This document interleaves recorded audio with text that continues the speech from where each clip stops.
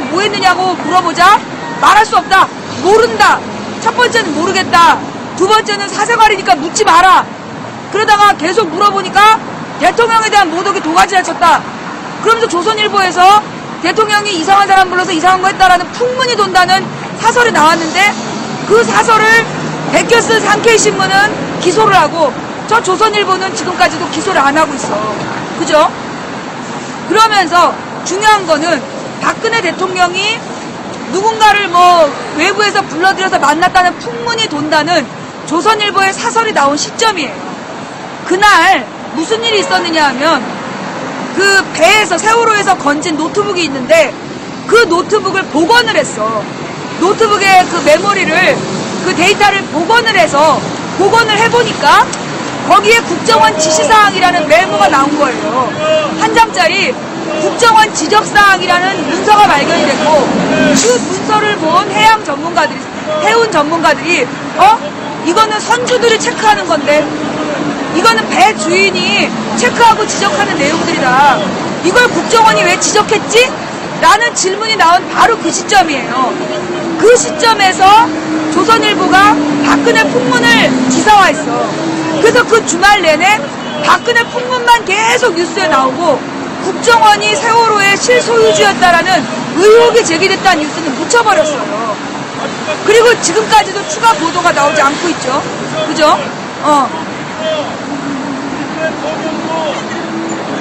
이 세월호 사건이 발생한 다음에서야 우리는 알게 됐어요.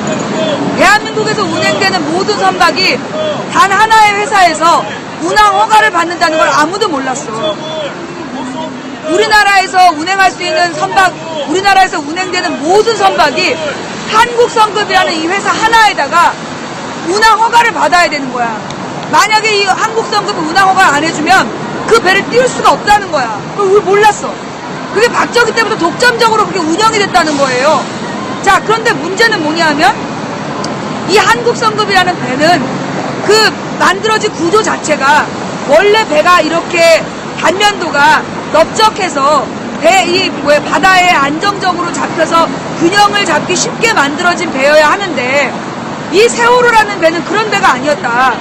한마디 아래쪽에는 화물을 싣고 위에는 여객을 싣다 보니까 이 배가 아래 위로 수직으로 이렇게 높은 배였다. 그러니까 이 배는 굉장히 균형 잡기가 어려운 배였다. 이걸 일본에서 18년 동안 운행을 할 때 그 균형점, 그러니까 일본 애들이 얼마나 이익을 따졌겠어. 최고의 이익을 낼 수 있으면서도 균형점 딱 하나를 잡아서 18년을 쓴 배야. 근데 그 배를 갖다가 유병원인지 누군지 이상하게 증축을 한 거 아니에요? 증축을 해서 그 배가 만들어지자마자 우리 기사에서 봤잖아. 균형을 잃었다고.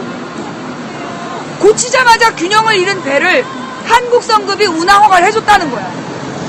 그래서 지금 한국성급 직원이 구속도 됐어요. 그 기사 봤죠?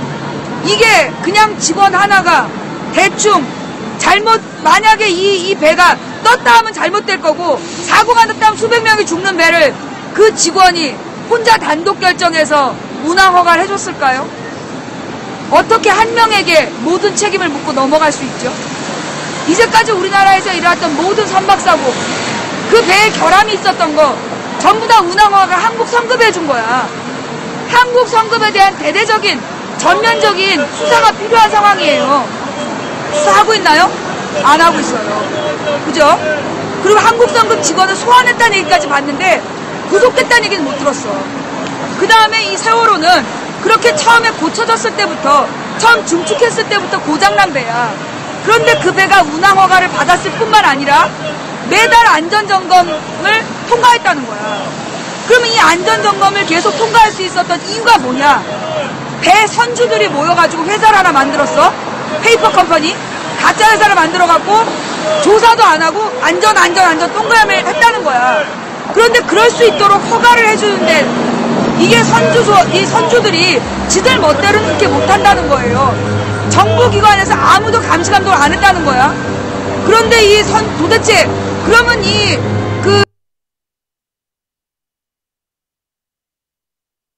해운조합 이 선주들은 어떻게 그렇게 말도 안 되는 지들이 가짜로 안전점검을 할 수 있었을까? 그런 거에 대해서 조사를 하기 시작을 했더니 뭐가 나왔어? 이 국회의원들한테 이 선주들이 로비를 한다. 어떤 로비? 해외여행 로비. 해외여행 로비를 하는데 새누리당 박모 의원은 몇 번이었죠, 최대? 새누리당 박모 의원은 7번인가 8번을 그 해외여행을 갔다 온 거야. 엄청난 몇백만 원짜리 여행을 해운조합에서 주는 그 혜택을 받아서 7번 이상을 갔다 온 거야. 그리고 이 사람이 원래 잡힌 게 차 안에서 이상한 현찰이 발견돼가지고 잡힌 사람 아니야. 근데 좌우지간 이 사람을 추적해 보니까 해운조합으로서 받아먹이 너무 많은 거예요. 그런데 그 뒤에 그때 한참 나왔던 명단이 있어. 해운조합에서 후원금을 받은 의원 명단. 어느새 슬그머니 사라졌어. 그죠? 해운조합으로부터 후원금을 받고 그 다음에 해외여행 로비를 받은 사람의 명단이 나왔었는데 그 명단이 슬그머니 사라졌어요. 이상하죠? 만약에 이게 뭐 야당 의원들만 그랬다라면 뭐 그 서울시 의원 살인사건 이것처럼 어마어마하게 떠들었을 텐데 안타깝게도 그 명단에는 새누리당 의원들의 명단이 더 많았던 거죠. 그 명단을 지금 찾아볼 수가 없어. 그죠? 슬그머니 사라졌어요. 그 다음에 이 해운조합에서 로비를 한 의원들이 한 일이 뭐냐 하면 소위 구조민영화법, 해난구조법이라 그래서 순환구조법. 이게 뭐냐 하면 해난사고가 발생하면 해당 선사가 모든 문제를 책임진다. 구조와 비용을 책임진다. 그래서 이 해난사고가 난 회사에서 계약을 맺고 그 회사한테 구조를 민영화시킨다라는 그런 법이 만들어진 거야. 언제? 작년에. 2012년이요. 2012년에 그런 말도 안 되는 법안이 통과가 됐어. 이 법을 통과시킬 때 사인한 사람들의 명단 보신 적 있으세요?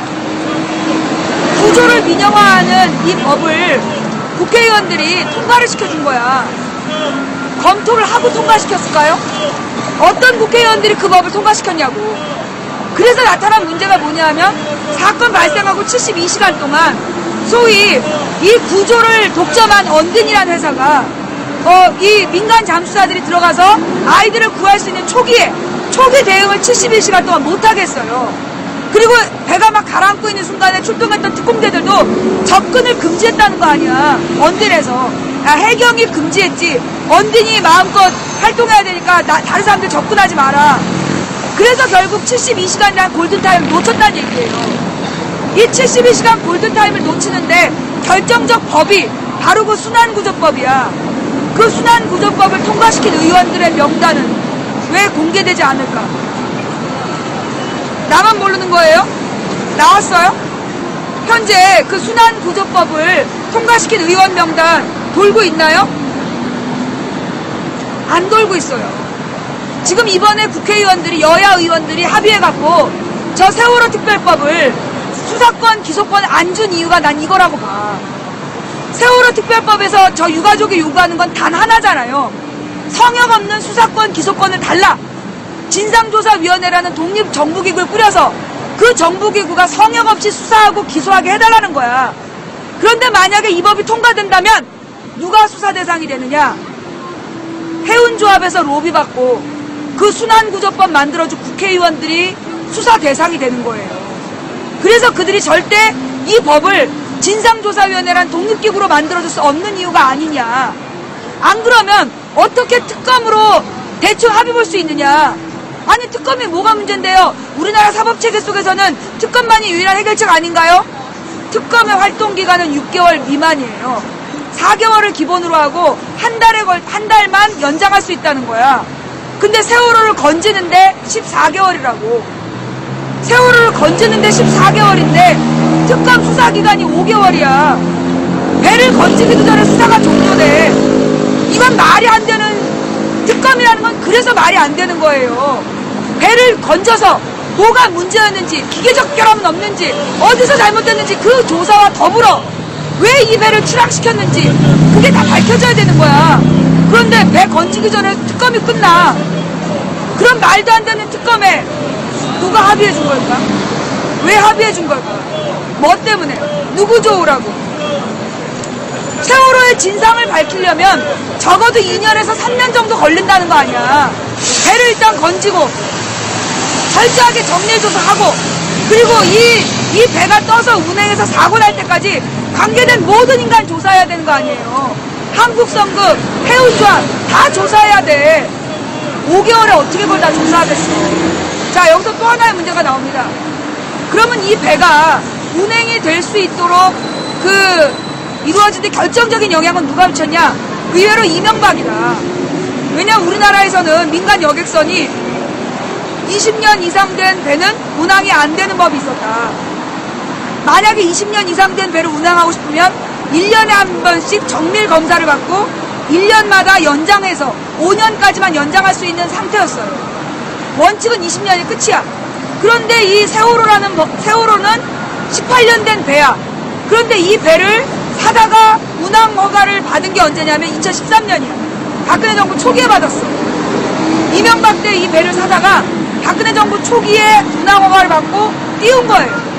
자, 그러면 이 배를 사다가 운항할 결심을 한 유병헌은 왜 이 배를 사올 생각을 했을까? 뭐 때문에? 우리나라에서 20년밖에 운항할 수 없는 배가 30년으로 갑자기 뿅 연장이 돼버린 거야. 그 연장이 2008년에 됐다래요. 그래서 그 뒤로 일본산 낡은 배들이 막 밀고 들어온 거야. 그래서 현재 우리나라의 민간 여객선 중에 20년 이상 된 배가 열 몇 척이 다니고 있어요. 20년 이상 된 배들이 열 몇 척이 다니고 있다고. 그렇게 된 이유가 누구 때문이야? 이명박 대통령이 2008년에 선박의 선령 제한을 20년에서 30년으로 확 풀어준 거야. 그게 원인이라는 거죠. 그러면 이명박 대통령은 왜 그런 짓을 했을까? 수사 대상이겠죠. 성역 없는 수사 대상에 이명박이 들어가요. 그래서 이명박 때 만들어진 댓글 부대가 이토록 허위 사실을 적극적으로 유포하는 거야. 이명박에 대해서 수사 들어오는 거니까. 정말 진상조사위원회가 꾸려지고 성역 없이 수사하고 기소하면 이명박이 수사 대상이에요. 그러니까 댓글원이 미친 듯이 지금 허위 사실 유포하고 있는 거 아니야. 그 다음 이명박이 선령 제한을 풀면서 거기서 끝나지 않았어요. 적어도 이명박은 안전장치를 뒀어. 뭐냐면 선박의 안전점검 의무 규정이라는 게 있어. 그게 뭐냐면 선장이 배를 출항시키기 전에 이 배가 문제가 없나, 고장난 데는 없나, 아니면 고정하는 결박장치 잘 돼 있나, 이걸 전부 조사해보고 그게 안 돼 있으면 선장이 운항을 거부할 수 있는 권한이 있었어요. 이명박도 그걸 안 건드린 거야. 그런데 그 권리를 없앤 사람이 있어. 누구야? 박근혜 정부 들어서 작년 8월에 선박의 안전점검 의무 규정을 박근혜 정부에서 풀었어. 왜 그렇게 중요한 그 권리를 없앴냐고. 그래놓고 박근혜 대통령이 선장이 살인자라고 얘기할 자격이 있냐고. 자기 손으로 그 의무 규정을 없앴기 때문에 선장은 문제가 있는 배에 출항할 수밖에 없었던 거야. 그러면 여기서 성역 없는 수사권, 기소권의 대상은 누구도 된다는 얘기예요? 박근혜 대통령도 된다는 얘기예요. 한국성급의 40년 된 특권, 해운조합의 그 순환구조법 로비, 국회의원들과 어떤 관계가 있었는지 조사 대상이야. 그리고 이명박 정부는 왜 20년을 30년으로 풀었는지, 왜 박근혜는 선박의 안전점검 의무 규정을 없앴는지, 이게 다 수사 대상이야.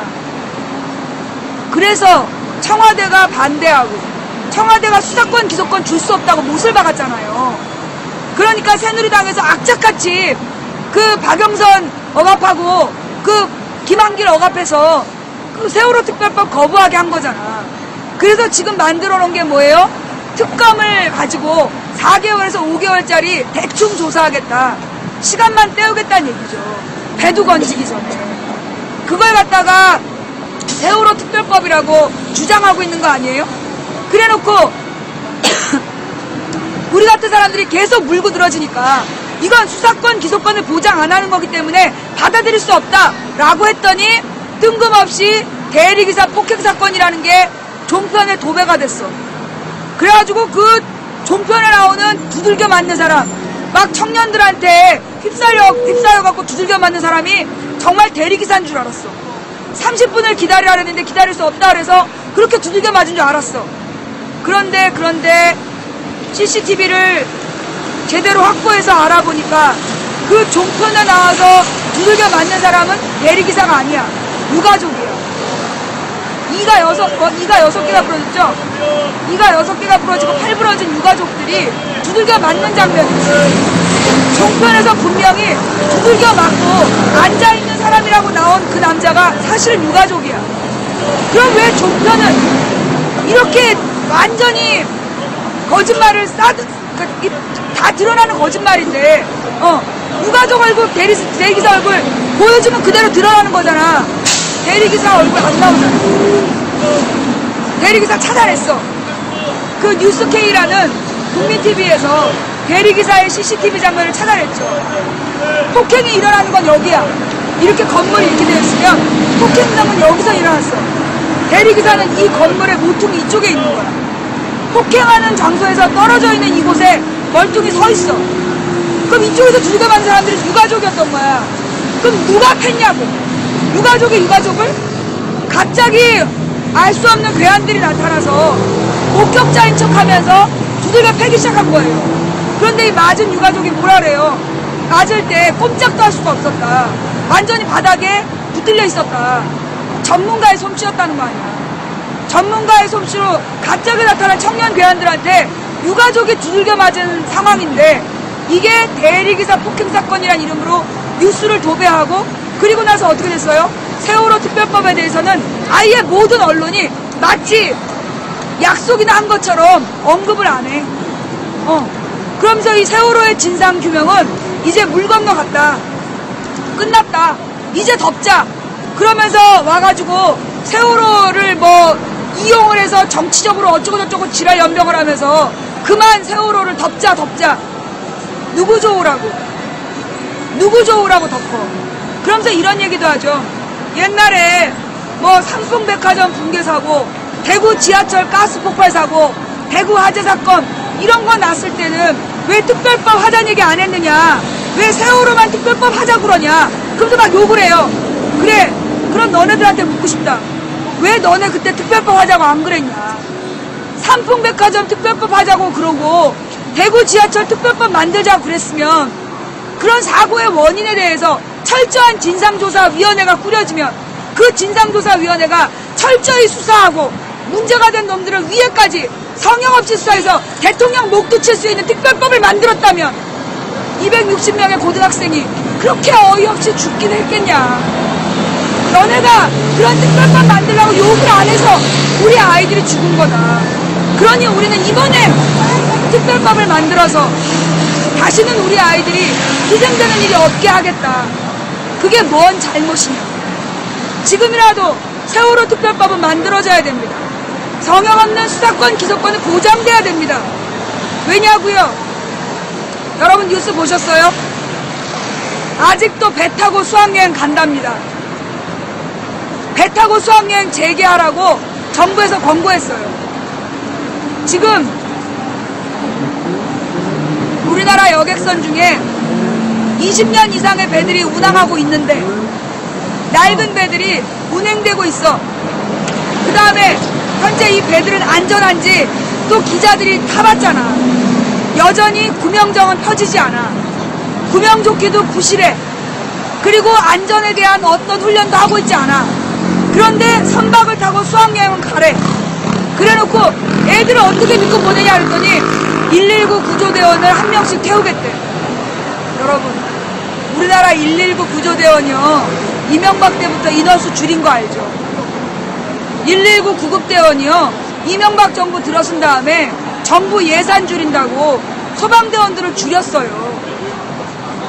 무슨 사람이 남아서 배 타고 구조활동을 지원을 해.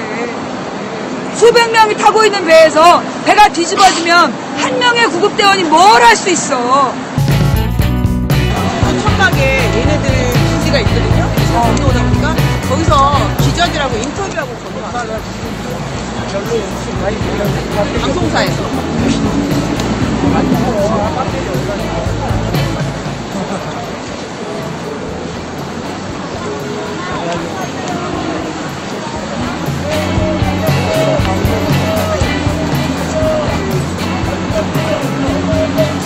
아까 빨갱이를 다 죽여야 된다 그랬지? 네. 봐봐요. 광화문에 누가 있다 오래. 봤어요. 망치 땅속으로 지나? 저쪽 천막에 있는 애들이. 나도 여기다 망치비 방송이라고 좀 크게 써가지고 사람들 관심 갖게 하고 그래요. 목소리가 안 들려요. 귀 나쁜 사람들은 무슨 말인지 못 알아듣는다고. 제가 목소리가 여기가 하나 너무 크지 크면 아니면 뭐 하나 목소리가 갖다 너무 놓고 크면 네? 방송 중지시킨다고. 아니 그러니까 뭐 하나 써놔야죠. 써놓고 여기 사진 갖다 내 얼굴이 가판이 여기 가판이에요. 아까 저렇게 딱 생겨도 아니 지금 계속 여기 와서 저렇게 난동을 피웠어요? 여기 와서 계속 그렇게 난동을 피웠어요? 몰라요. 나도 오늘 처음 먹어요. 냅둬 나 저기 듣보잡인데 예. 그 나한테 그 저기 계속 관심 받고 싶어서 저래요. 담배도 못 들어가겠네. 동원하러 딱 잠깐 담배 하러 딱. 자 재민아 소리 키워. 박 PD 소리 키워. 소리 키워. 승대적으로 보이라. 걔를 아, 죄송해요. 강군님 죄송합니다. 제가 한입 따라가고 있는데 악수 한번 해요. 네 감사합니다. 감사합니다. 더 이쁘셨어. 그래요? 연기돼서 왔어. 여기 몇 번이다. 아니야. 여기 이걸 받아가셔야 되니까. 건널목이랑. 예, 그 저기 도로를 막지 마시고요. 예, 저기 길을 막지 마시고 요렇게. 예, 이렇게 그 저기 서명에 방해하지 않게. 박 PD 소리 켰어요? 예.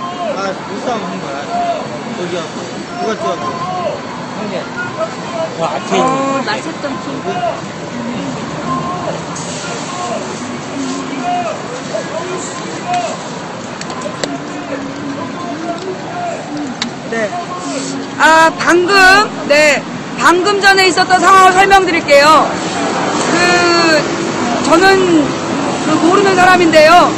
그 남치 부인한테 계속 토론을 신청한다고 계속 사람들을 시켜가지고 몇 번 나한테 찝적댔는데 내가 계속 안 받아줬어요. 그러니까 이제 뭐 이렇게 듣보잡 BJ들한테 내가 다 상대를 해줄 수는 없잖아. 그랬더니만 이제 지금 망치 부인 방송하는데 와가지고 방송을 방해했어요. 현장에. 그럼 이거 아프리카 운영 원칙 위배로 보이는데, 예, 이게 아프리카의 운영 원칙에 위배되는 걸로 알아요. 다른 BJ의 방송을 방해하기 위해서. 그리고 지금 보니까 무슨 언론 기자들을 모아놓고 무슨 인터뷰도 했대. 그리고 이제 와가지고 빨갱이는 다 죽여야 된다. 아니 그럼 왜 여기 와서 얘기해? 청와대 가서 얘기해야지. 그죠? 아니 여기 우리 빨갱이가 어딨어? 우리가 무슨 뭐 김정일의 지시를 받아서 태극기 흔들지 말라고 얘기를 한 사람도 아니고 김정일의 무슨 김정일을 칭찬하는 자서전을 써본 적도 없는 사람들인데 왜 여기 와서 남의 방송을 방해하고 그래? 굉장히 적인가 봐요. 네. 이거 저기 아프리카에서 조치를 해줘야 되는 문제 같아요. 만약에 아프리카에서 다른 사람의 방송을 방해하면 그 방장 영정당하는 거 아니에요? 그쵸? 예. 여러분, 그 방장 누군지 이름 써주지 마세요.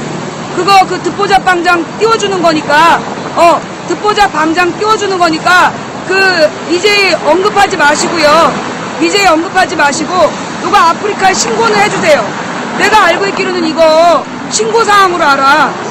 내가 잘못하는 거야? 그쵸? 이거 지금 아프리카에다가 좀 신고를 좀 해주세요. 아니, 다른 방장이 방송하고 있는데 와가지고, 그렇게 매너 없이 하면 아프리카에서 영정으로 알아요. 그쵸? 예, 신고해주세요. 예. 정확히 알려드리겠습니다. 잠시 후 7시부터 근데 가가지고 문화제 진행하겠습니다. 오늘은 여러분 신고해주세요. 안전한 사회 정책을 위한 예, 그거 신고해주시고, 또, 이렇게 또 해줘야 또, 우리 아프리카 시청자분들 또 늘어나잖아.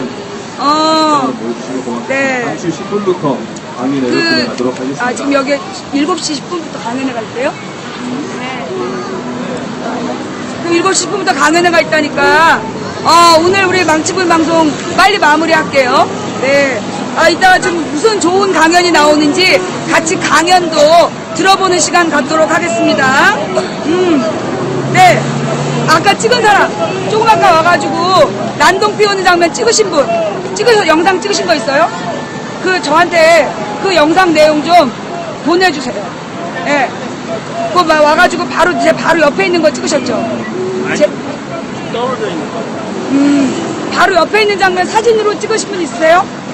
제 바로 옆에 와가지고 그 하는 장면 찍으신 분 저한테 저희 방송국 전화 번호 010-2294-2016로 예, 010-2294-. 아니야, 내 사진이 안 나왔지. 바로 내 옆이라는 게 나와야 되는데. 여기 유가족이 상황식당이에요. 횡단보도 막힘하고요. 네네네. 저쪽에 앞에 가서 아까처럼 하시던가. 네, 그럴 거예요. 너무 여기 지금. 네, 죄송해요. 지금 저쪽에서 우리 방송하는데 빨갱이는 다 죽여야 된다고. TV를 보는 방송 진짜 쓰시나요? 죄송합니다. 감사합니다. 네.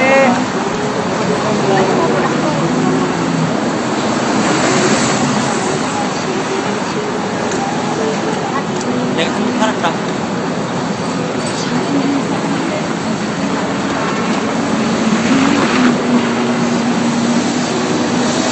드디어 뭘 다음 온다. 자, 지금 정리됐어? 경찰이 와서 자리 잡고 있잖아. 상황제 보고 볼까요? 아니, 합사도. 네. 고마워요. 자, 우리 유가족 행사 방해하지 말고, 또, 있던 대로 돌아갑시다.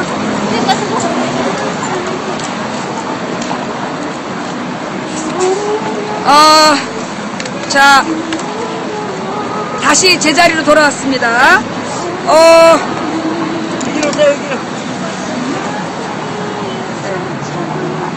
저기, 우리 유가족 상황실장님이 횡단보도 막지 말아달라고. 예, 그래서 지금 이제 다시 이쪽으로 돌아왔습니다. 지금 신고들은 다 되셨나요?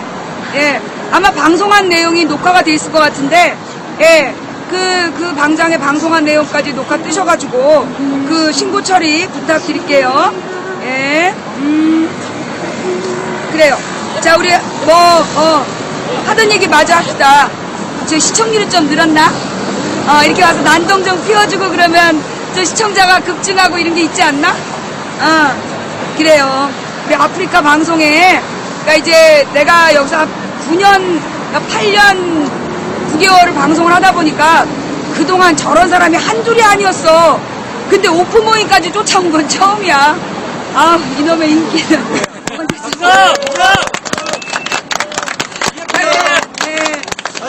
이게 지금 망치부인의 인기가 날로 이렇게 높아지니까 애들이 막 약이 올랐나봐.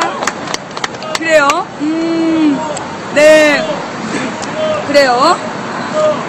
이제까지 그 역사적으로 망치부인에게 들이댔던 애들이 많았어. 괜히 막 나를 언급해가지고 그러니까 얘네들이 나를 언급하는 이유는 하나야. 우리 방 시청자들이 열받아서 확 몰려와가지고 시청률 올리는 거. 자기 생애 최고의 시청률 올리는 방법은 그거밖에 없잖아. 우리 방송 시청자들이 열받아서 가서 시청해주면 시청률 올라가잖아요. 그걸 노리고 그러는 거야. 그러니까 여러분들이 가서 그런 방송을 시청해주면 안 된다는 거야. 그거 시청해주면 걔네가 원하는 대로 해주는 거예요. 신고만 해. 네, 그래요. 그래서 이 얘네들이요, 원하는 게, 막 이렇게 그 시청자 수를 높이고 싶은데, 그러니까 항상 이제까지 아프리카에서 그랬어. 유명 BJ한테 들이대가지고, 유명 BJ한테 들이대가지고, 저거, 가운데 사람처럼 되는 거야. 가면은. 이렇게, 꼬리물 뒤에서 들어와가지고. 그 이제 유명 BJ한테 들이대가지고, 그 BJ 방의 시청자들을 끌어들이려는, 이 시청률에 대한 욕심이지. 근데 이건 좀 너무했다. 너무 비매너야. 이제 아프리카에서 어떻게 처리하는지 한번 봅시다. 네. 아니, 내가 왜 영정이지? 내가 뭐 잘못한 거 있어요? 네. 이제까지 저는 어떤 다른 사람의 방송을 방해한 적이 없어요. 네. 감히 내가 방송하고 있는데 와가지고, 무슨 빨갱이를 다 죽여야 된다. 아니, 그 얘기를 왜 여기 와서 해? 가서 저 청와대 가서 해야지. 몰라요. 모르는 사람인데 자기가 BJ 누굽니다 하면서 소리를 지르더라고. BJ 누굽니다 이러면서 소리를 지르면서 빨갱이를 다 죽이러 왔대. 아마 내 방송 보고 감동했나봐. 이순신 장군 뒤에, 세종대왕 뒤에, 경복궁 뒤에 그 사람한테 빨갱이 죽이러 왔다고. 여기서 하면 안 되지. 저쪽 가서 해야지. 그죠?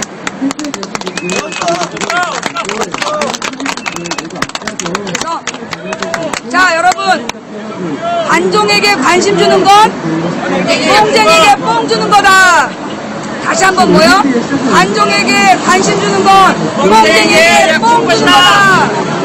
예, 그래서 우리가 이 관심 종자한테는 오랜 기억을 가지면 안 돼요. 예. 자, 빨갱아 선동하지 마라. 여기 빨갱이 없다. 청와대 가서 찾으세요. 네. 지금 사실 대한민국에 그 얘기를 아까 빼먹었구나. 저 내용이 아까 부족했었나봐요. 빨갱이 얘기 해줄게. 빨갱이 얘기. 내가 또 그 전공이잖아. 내가 역사를 공부했거든. 대한민국 역사상 대한민국의 대통령으로서 공산당 당원이었던 단 한 사람이 있어요. 누굴까요? 아깝게 마서. 예, 그렇게 얘기하면 못 알아듣죠. 박정희. 원래 내가 이 얘기는 안 하려고 그랬어. 내가 이 얘기까지 안 하려고 그랬는데, 빨갱이 얘기 자꾸 하니까 해야지.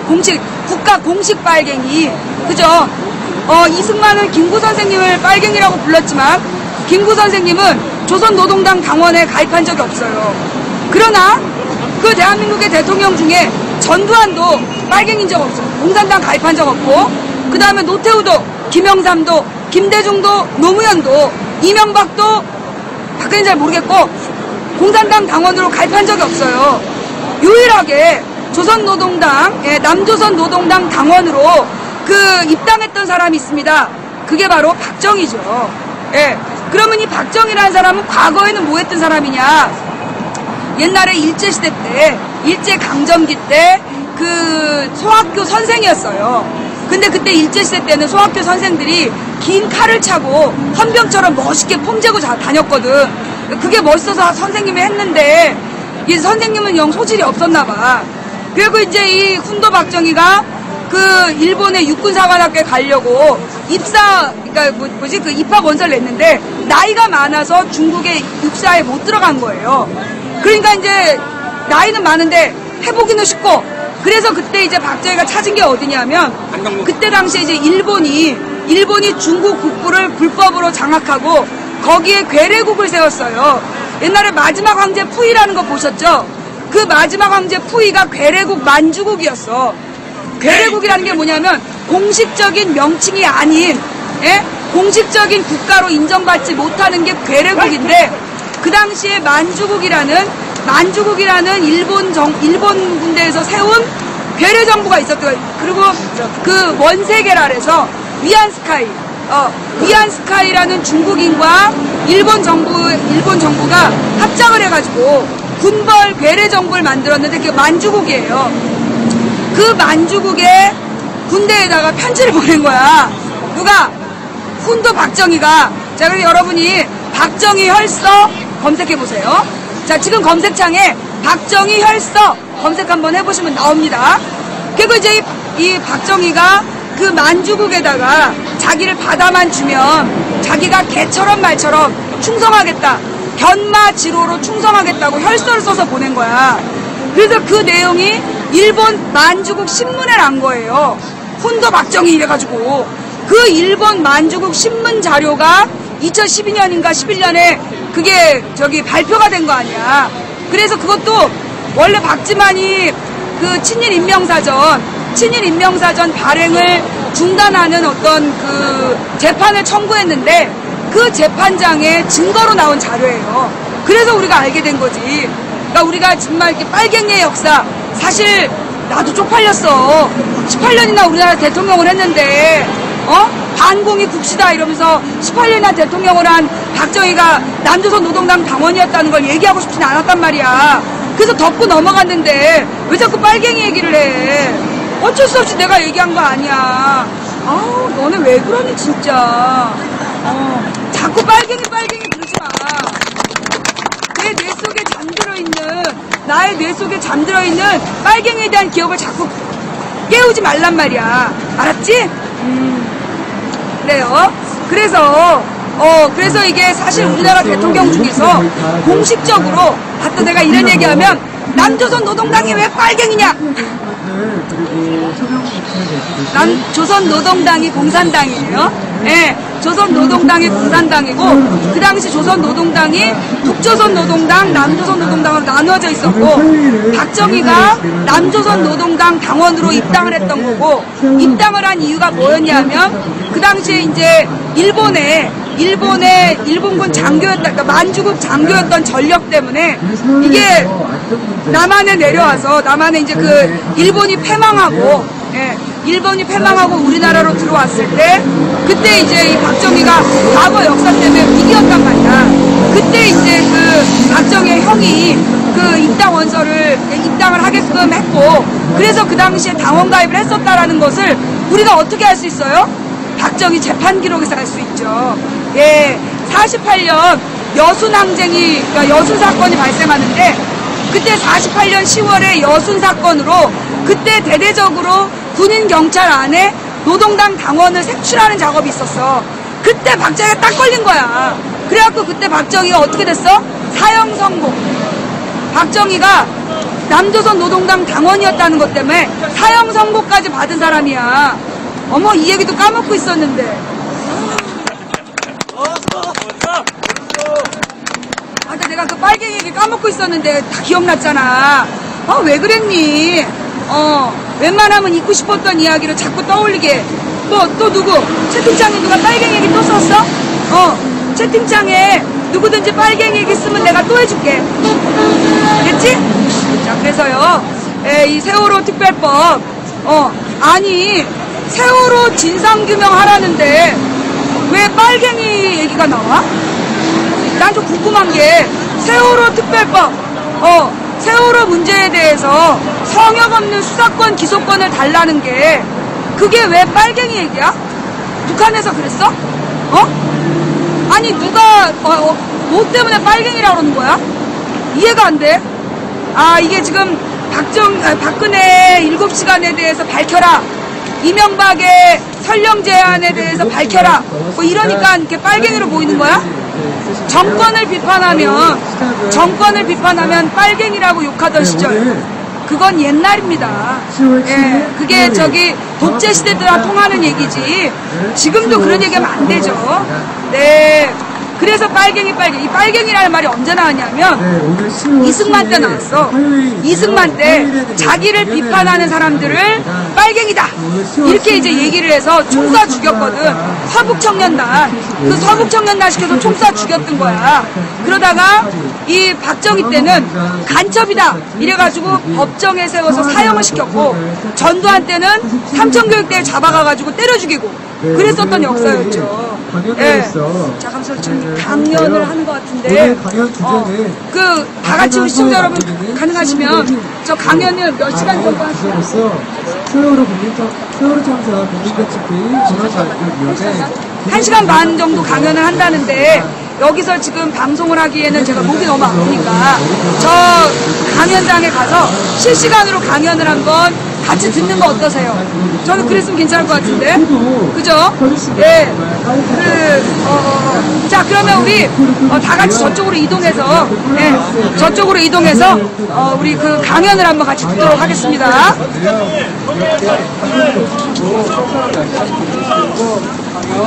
잘 들어오시면 자신의 안전을 지켰습니다. 그럼 국민대책회의 기자님 모시고 강연 들어오도록 하겠습니다. 네, 박수로 맞이하시면 감사하겠습니다. 네, 반갑습니다. 방송국에 관련 세월호 참사 국민대책회의 김혜진이라고 합니다.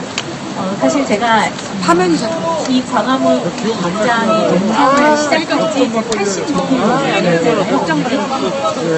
이 광화문 광장에서 첫날 그런데 완전히 땡볕에 앉아가지고 첫 농성을 시작을 했는데요. 그날부터 같이 있었는데 86일 동안 집회 사회도 많이 받고 간담회 진행도 함께하고 이야기도 많이 나눴는데 오늘처럼 떨리는 건 처음입니다. 정말로 왠지 굉장히 긴장도 많이 되고 그러는데요. 오늘 제가 함께 이야기하고 싶은 것은 안전한 사회가 도대체 어떻게 만들어질 수 있다. 그게 도대체 어디로부터 시작될 것인가에 관한 얘기입니다. 많은 분들이 4월 16일 이전과 이후가 달라야 된다 이런 이야기를 굉장히 많이 하십니다. 맞죠? 4월 16일 이전과 이후는 달라야 됩니다. 그런데 도대체 뭐가 달라져야 할까요? 무엇을 다르게 우리는 만들어야 될까요? 그런 문제를 가지고 굉장히 고민을 많이 해왔습니다. 지금 이제 세월호 가족분들도 지금 이 자리에 계시지만 사실 고등학교 2학년의 아이들이 굉장히 한참 예쁠 때죠. 사춘기를 막 지나고 고등학교 2학년쯤 되면 머리에 이렇게 철도 들고 그때부터 부모님한테 이렇게 많이 안기고 이야기도 나누고 자기 미래에 대해서도 되게 진지하게 고민을 할 때입니다. 사실 제 아들이 고등학교 2학년이거든요. 그렇기 때문에 그 고등학교 2학년 학생을 고등학교 2학년의 아이를 잃는다는 게 도대체 어떤 일일까 저는 상상하기도 힘들었습니다. 그렇기 때문에 4월 16일 이후는 너무나 달라야 된다. 이전과는 반드시 달라져야 된다. 그런 마음을 또 먹고 있기도 합니다. 4월 16일 이전과 이후가 달라진다는 거에 가장 중요한 것은 더 이상 사람이 돈보다 덜 소중한 사회가 되어서는 안 된다는 것입니다.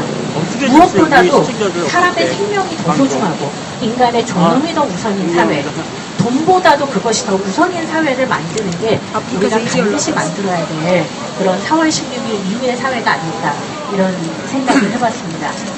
그런데 이상하게 이 정부는요 4월 16일을 지나면서도 도대체 무엇을 어떻게 바꿔야 될지를 제대로 모르고 있는 것 같다 이런 생각이 들었습니다. 바람이 불어서 막 날아다니네요. 네, 잠깐만 좀 치우도록 하겠습니다. 4월 16일 이전과 이후가 달라야 한다라고 우리는 이야기하지만요. 사실 이런 이야기는 우리가 매번의 재난사고를 경험할 때마다 해왔던 이야기입니다. 시랜드 사고가 발생했을 때도 다시는 이런 일이 벌어지지 말게 하자라고 얘기했고요. 태안에서 5명의 아이들이 목숨을 잃었을 때도 다시는 이런 일이 벌어지지 않도록 하자 이렇게 이야기를 해왔습니다. 그러나 우리의 과거의 재난의 경험을 보면 우리는 불행하게도 그런 교훈들을 다 잊어버리고 그런 사회를 제대로 만들지 못해왔습니다. 특히 정부는 이런 재난과 참사를 경험할 때마다 반드시 세상을 바꾸겠다, 반드시 재발방지 대책을 세우겠다 이렇게 이야기를 해왔지만 실제로는 그렇지 않아왔었죠. 대표적인 사례를 보면 재발방지 대책이 한 번도 제대로 이루어진 적이 없다라는 것을 우리가 잘 알고 있습니다. 1993년도죠. 서해 폐류가 침몰을 했습니다. 그게 바로 지금과 같은 날씨였습니다. 10월 말이었죠. 서해 폐류가 침몰했을 때 굉장히 사회 전체가 난리가 났죠. 어떻게 이렇게 후진적인 참사가 벌어질 수 있냐. 그래서 정부가 바로 그 뒤에 이어서 대책을 내놓은 게 있습니다. 그 대책이 뭐냐. 일단 첫 번째, 안전관리를 완전하게 강화하겠다. 그 다음에 선원들의 교육을 강화하겠다. 그리고 배가 너무 후진배가 들어와서 문제니까 배의 선력을 늦추거나 이렇게 하지 않고 이런 걸 제대로 하겠다. 이렇게 대책을 내놓았습니다. 그리고 우리는 2014년에 세월호 참사를 맞았습니다. 여러분들 제가 조금 전에 말씀드렸던 그 대책 중에 정말로 제대로 시행된 게 한 가지라도 있었을까요? 선원들에 대한 안전교육 강화하겠다고 이야기했지만 세월호의 선원들은 안전교육을 한 번도 제대로 받아본 적이 없었어요. 설령을, 배를, 제대로 된 배를 들여오도록 하겠다고 이야기했지만 2000년도 들어서 현령은 2번에 걸쳐서 완화되었습니다. 2008년도에 한 번 완화되었고 2009년도에 또다시 완화되었습니다. 그렇기 때문에 17년이 넘은 배가 아무렇지도 않게 일본에서 다 팔아치우던 고물배를 들여와서 운행을 할 수 있게 된 거죠. 안전관리 강화하겠다라고 얘기했지만 어떻게 했습니까? 오히려 안전관리 조치들은 점점 더 완화돼 버렸습니다. 사실상 이런 문제들은 우리가 사고가 벌어지고 정부가 대책을 내놓는데 우리가 그거를 제대로 감시하거나 관리하거나 무엇이 문제가 있는지를 생각하지 않고 그냥 정부가 알아서 했겠지. 이렇게 넘어가기 때문에 계속 똑같은 문제들이 발생하는 거죠. 사실 그렇게 오래 갈 일도 아닙니다. 시랜드에서 유치원 어린아이들이 목숨을 잃었습니다. 유치원 어린아이들이 화재로 목숨을 잃었을 때 가장 큰 원인으로 지목됐던 것이 바로 샌드위치 패널이었습니다. 그 샌드위치 패널 때문에 청소년 시설에서는 샌드위치 패널을 사용하지 못하게 하자라고 지침이 내려갔습니다. 그런데요, 여러분들 경주 마우나 리조트 사건 아시죠? 부산외대 학생들이 또 수십 명이 사망한 사건이었습니다. 그때 눈 때문에 무너진 그 이유의 핵심도 샌드위치 패널이었습니다. 고양에서 3월 16일 날 사건이 나고 나서 고양터미널에서 또다시 화재 사건이 발생했습니다. 거기에서도 굉장히 여러 명이 사망을 하거나 중상을 입었습니다. 그때도 가장 큰 원인이 샌드위치 패널로 지목되고 있습니다. 정부에서는 말로는 청소년 시설에는 사용하지 못하겠다고 얘기했지만 실제로 이 문제는 관리 감독이 제대로 된 적이 없었다는 겁니다. 계속 똑같은 일이 반복될 수밖에 없는 그런 구조에 우리는 놓여있다는 거죠. 또 이렇게 되는 가장 큰 이유 중에 하나는 책임자가 제대로 처벌되지 않는다는 겁니다. 그렇지. 정말 이 책임자가 처벌되지 않는 구조는 너무나도 끔찍한 사고인 것 같습니다. 사실 이 최고 책임자가 처벌된 사례는요, 삼풍백화점밖에 없습니다. 삼풍백화점에서는 이 삼풍의 회장이 직접 백화점이 무너질 수밖에 없도록 관리체계를 변경하도록 만든 그 정황이 확인되었기 때문에 이 사람만 징역 8년을 살았습니다. 징역 8년을 살고 나왔죠. 삼풍백화점 회장이 유일하게 최고 책임자가 사건의 책임을 묻게 된 사례였습니다. 대구 지하철 참사요.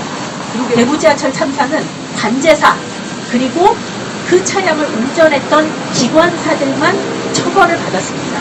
대구 지하철 참사가 얼마나 끔찍한 사건이었는지 아십니까? 대구 지하철 참사가 벌어지고 나서 바로 다음날 차량을 청소하겠다고 얘기했습니다. 그러면 증거가 인멸되는 거죠. 사람들의 유품을 아직도 꺼내지도 못했는데 그거를 치워버렸습니다. 유족들이 깜짝 놀랐어요. 어떻게 이런 일이 벌어질 수 있냐? 유족들이 찾고 또 찾아서 간신히 차량을 찾아냈습니다. 그랬는데 그 차량을 이미 깨끗하게 청소를 하고 심지어는 물 청소까지 완전히 마쳐버린 상태였습니다. 유족들이 이 유품을 어디서 찾아야 되나 헤매고 또 헤매서 청소를 하고 그 쓰레기를 버린 곳을 드디어 찾아냈습니다. 유족들이 그 쓰레기를 버린 곳까지 찾아가서 그곳을 뒤졌습니다. 그래서 거기에서 시신을 무려 8구를 수습을 했습니다. 굉장히 끔찍한 사건이었죠. 웬일이니? 세월호는요, 배에 몇 명이 탔는지 사실 지금도 불확실하지만 그래도 누가 탔는지를 대강은 알 수 있습니다. 그런데요, 지하철은 알 수가 없습니다.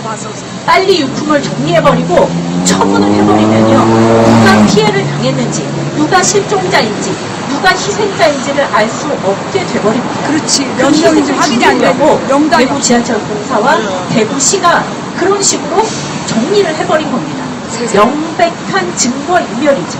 그런데 이런 증거인멸을 저질렀던 대구시 시장 그리고 대구 지하철 공사 사장 심지어는 구속도 되지 않았고 기소조차 되지 않았습니다. 태안의 참사는 어떻습니까? 태안 참사는요, 무수히 많은 안전관리조차 제대로 하지 않는 관광업체들이 하도급의 재하도급으로 해병대 캠프를 운영을 했습니다. 도저히 허가가 날 수 없는 곳에 허가를 내고 운영을 했습니다. 마지막에 학생들을 끌고 들어간 교관들만 처벌이 됐습니다. 심지어 무허가로 잘못 허가를 내준 이 사람들은 처벌조차 되지 않습니다. 그만큼 제대로 처벌되지 않는 현실, 이런 것이 계속 문제를 발생시키고 있는 거죠. 아마 어제 얘기를 들으셨을 것입니다. 경찰이 중간 수사 결과를 발표했습니다. 중간 수사 결과를 딱 발표를 했는데요. 우리가 가장 마음 아파하는 게 뭡니까? 제대로 구조하지 않았다는 겁니다. 충분히 구조할 수 있었지만 아이들을 구조하지 않았다는 거죠. 다른 승객들을 구조하지 않았다는 겁니다. 그런데요, 이 구조의 책임을 누구한테 물었습니까? 이 검사는요, 딱 한 명에게 물었습니다. 최고 책임자가 누구냐? 123 함정 정장에게 물었습니다. 지금 구조를 제대로 하지 않은 책임에서 유일하게 해경과 정부에서 책임을 진 사람은 123 정장 딱 한 명밖에 없습니다. 그리고 그 밑에 사람들, 뭐 이를테면 VTS 보다가 졸았다든가 이런 사람들만 줄줄이 다 구속 기소됐고, 가장 윗자리에 있는 사람은 123 함정 정장입니다. 말이 되냐고, 이 이거. 사람이 구조에 대한 책임을 온전하게 지고 있을까요? 도대체 통영함을 왜 누가 배치하지 못하게 했는지, 해군이 갔는데 왜 그거를 다시 돌려보냈는지, 왜 잠수사들을 통제했는지 그 누구도 그 아무것도 이야기하지 않고 오로지 123 정장 하나를, 그것도 구속도 아니고 불구속 기소를 한 상태입니다. 그렇게 해놓고 지금 중간 수사 결과를 딱 발표를 해놓고 이제 다 해결됐다. 조선일보 보셨죠? 이제 책임자들 다 드러났고 다 처벌됐는데 무슨 얘기하는 거냐? 이딴 이야기를 하고 있습니다. 실제로 책임져야 될 자들이 처벌을 받고 있지 않기 때문에 이런 문제들이 계속 발생을 하고 있다는 거죠. 그러다 보니 정말로 문제들이 해결이 되지 않습니다. 이번에 세월호 참사가 딱 벌어졌습니다. 여러분들, 박근혜 대통령이요, 눈물을 흘리면서 다음에는 반드시 안전사회를 만들겠다, 이렇게 이야기를 했습니다. 그리고 안전대책이라고 하는 것을 내놓았습니다. 정부의 안전대책은 크게 두 가지로 나뉩니다. 정부는 5월 23일 날 기자회견을 통해서 안전대책을 발표한 이후에 지속적으로 안전사회를 만들기 위한 대책이라고 하면서 계속 대책을 내놓고 있습니다. 이 안전대책을 보면서요, 정말로 끔찍하구나, 정말 이 세상 살기가 너무 싫다, 이런 생각이 들 때가 많이 있었어요. 정부가 내놓은 안전대책 첫 번째, 쉽게 얘기를 하자면 재난관리 업무를 일원화하겠다는 겁니다. 재난관리 업무를 그냥 통으로 하나로 만들겠다. 그래서 정부가 내놓은 안이 국가안전처를 만들겠다는 거였습니다. 그런데 국가안전처를 만들겠다고 하니까요, 사람들이 굉장히 비판을 많이 했어요. 왜냐하면 국가안전처라면 머릿속에 딱 떠오르는 이미지가 있죠. 왠지 이제는 물리력까지 가진 안기부, 이런 게 생각납니다. 이런 게 생각나서 사람들이 비판을 되게 많이 했어요. 니네 혹시 그거 가지고 테러와의 전쟁이니 뭐니 이런 얘기하면서 국민들 감시하고 괴롭히고 이런 거 하려고 하는 거 아니냐? 이랬더니 정부가 아니다, 우리 그런 거 하려고 하는 거 아니다, 이러면서 국가안전처의 제목을 국민안전처 이렇게 바꾸겠다고 이야기를 했습니다. 그래서 이번에 내놓은 이제 대책의 이름은요, 국가안전처가 아니고 국민안전처입니다. 국민안전처로 모든 안전관리 정책을 일원화하겠다는 것입니다. 그런데요, 전문가들 사이에서도 사실 이 국가안전처 혹은 국민안전처로 일원화하는 게 맞냐 틀리냐 하는 것은 굉장히 의견이 분분합니다. 일원화하는 게 좋다, 그렇지 않다, 뭐 이런 이야기를 하는 입장들도 많이 있습니다. 그런데 제가 말씀드리려고 하는 건 일원화하는 게 좋다 안 좋다를 말씀드리려고 하는 게 아니라 그 국가안전처를 만들고 그 아래에 안전기동대라는 걸 만들겠다고 계획을 내놨습니다. 처음 들어보셨죠? 안전기동대. 안전기동대가 뭘 하는 거냐면요, 그야말로 이제 사고가 딱 났다, 재난이 발생했다, 참사가 벌어졌다, 그러면 기동대가 바로 출동을 딱 하는 겁니다. 출동을 해서 초기 진압만 딱 담당을 하는 겁니다. 초기 진압만 담당을 하면 그 이후는 누가 하죠? 그 이후는 누가 담당하는 것일까요? 여기에 바로 정부가 내놓는 안전대책의 핵심이 있습니다. 초기만 정부가 담당하고 나머지는 민간이 담당한다라는 것입니다. 쉽게 얘기하자면 언딘과 같은 업체들이 이번 세월호 참사를 보니까 초기에 구조를 잘했어야 되는데 언딘과 같은 데들이 초기 구조를 잘 못하더라. 그러니까 기동대를 딱 만들어서 초기에 사고 발생했을 때 우리가 잽싸게 처리를 하고 그 다음에는 언딘과 같은 업체에게 민영화를 하여 처리를 하도록 하겠다.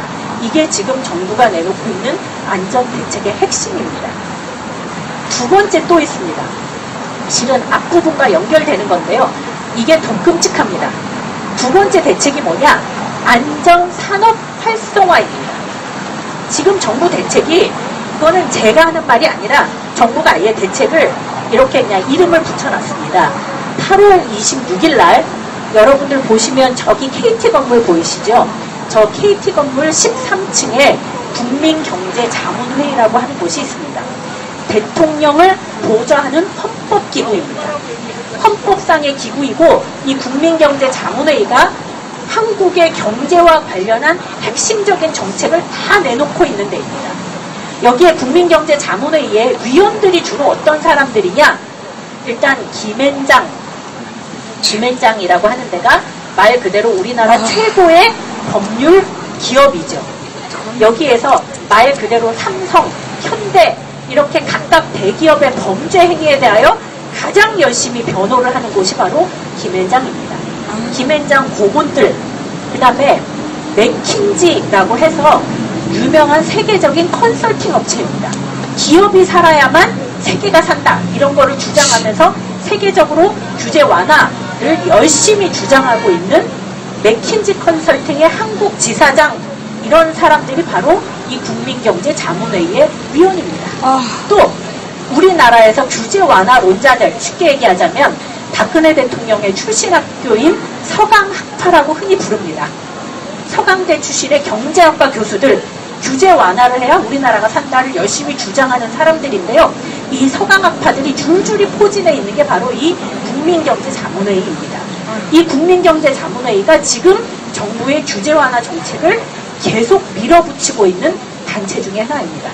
그렇기 때문에 얼마 전에 세월호 국민대책회의에서는 저 국민경제자문회의 앞에서 공동으로 집회도 했습니다. 더 이상 이런 규제 완화 밀어붙이지 마라 이렇게 얘기를 했는데요. 바로 그 국민경제자문회의에서 안전과 관련한 대안을 내놨습니다. 제목이 뭐냐? 국가안전대진단 및 안전산업 발전 방향이라는 이름의 안전대책입니다. 오래전 얘기도 아닙니다. 바로 8월 26일 날 정부가 내놓은 안입니다. 제가 이 제목만 읽어드렸는데요. 이 제목을요, 어디선가 들은 기억이 있었어요. 어디선가 들은 기억이 있는데 이게 뭐지? 기억이 났습니다. 삼풍백화점이 무너지고요. 성수대교가 무너졌습니다. 1994년, 1995년이었어요. 딱 무너지고 나니 많은 사람들이 굉장히 놀랐습니다. 야, 이거 큰일 났다. 나라가 이렇게 엉망으로 건축물을 만드는 거 이거 정말 심각한 거 아니냐? 그래서 안전관리 대책을 제대로 세워야 된다. 난리가 났습니다. 그러니까 정부에서 알았다. 안전대책을 세우겠다라고 해서 안전대책을 세웠는데 그 안전대책의 제목이 뭐였냐? 건축물 안전관리 및 건설산업 경쟁력 강화 방안이었습니다. 내용이 아니 안전이면 안전이지 건설산업 경쟁력 강화 방안은 뭐냐? 많은 사람들이 의문을 가졌어요. 그러나 정부가 안전대책이라고 계속 주장을 하니까 다 그런 줄 알았죠. 진짜 안전대책인가 보다 이렇게 생각을 한 거예요. 그랬는데 세월이 한 해가 가고 두 해가 가니까 바로 건설산업 안전 및 경쟁력 강화 방안의 실체가 드러나기 시작합니다. 앞에 안전은 싹 사라지고요. 경쟁력 강화를 위한 방안들만이 등장하기 시작합니다. 경쟁력을 강화하려면 안전관리자가 가가지고 시시콜콜 따지고 이렇게 하면 안 되고 저렇게 하면 안 되고 하면 오히려 건설산업의 경쟁력이 강화되지 않는다. 그러면 어떻게 해야 되냐? 안전관리를 외주화합시다. 그러니까 안전관리 감독을 하는 사람을 용역업체로 쓰는 거예요. 그러면 그 용역업체 사람이 가가지고 당신들 안전관리 제대로 못하면 안 됩니다. 이렇게 하면 안 됩니다. 이렇게 얘기하면 뭐라 그러겠어요? 너 나다. 너랑 계약 안 해. 이렇게 되겠죠. 사람들이 끽소리 못하게 되는 거예요. 실제로 건설산업 경쟁력 강화라는 이름 아래 오히려 규제가 완화되고 안전이 더 위험해지는 그런 사태들이 계속 벌어져 왔습니다. 지금 바로 그런 느낌을 받고 있다는 거예요. 아까 제가 말씀드렸던 것처럼 한국의 안전 문제를 대진단하겠다. 그리고 뭘 하냐? 바로 안전산업을 발전시키겠다. 이게 지금 정부가 내놓고 있는 안전대책입니다. 정말 끔찍하지 않습니까? 이 정부의 안전산업 발전 계획을 제가 조금 더 설명을 드릴게요. 안전산업을 발전시키기 위해서 뭘 하냐? 안전투자펀드를 조성하자라고 얘기합니다. 안전투자의 펀드를 조성해서요, 기업들한테 몰아주기를 하자. 이게 첫 번째. 두 번째 또 있습니다. 안전관리를 바깥으로 외주화하자, 용역화하자, 그리고 민영화하자. 쉽게 얘기하자면 언딘과 같은 업체를 많이 만들자, 이런 주장입니다. 세 번째 또 있습니다. 민간 재난보험을 만들자. 지금까지는 민간 재난보험 업체를 만들자는 거예요. 그래서 민간 재난보험을 사람들이 들게 하고 이 민간 재난보험 업체가 안전관리를 하게 만들자는 겁니다. 자기네가 보험 상품을 팔았으니까 위험해지면 이 보험업체에서는 굉장히 손해가 많을 거 아니냐. 그러면 이 보험업체가 열심히 나서서 안전관리를 잘할 것이다. 그래서 민간 재난보험을 활성화하자. 이게 지금 안전산업 대책 중에 하나입니다. 미친 거 아니야? 또 하나 있습니다. 너무나 어처구니 없게도 지금 의료 민영화의 가장 핵심적인 문제라고 하는 원격 의료 제도를 활성화하는 것, 이게 바로 안전산업 활성화 방안에 포함되어 있습니다.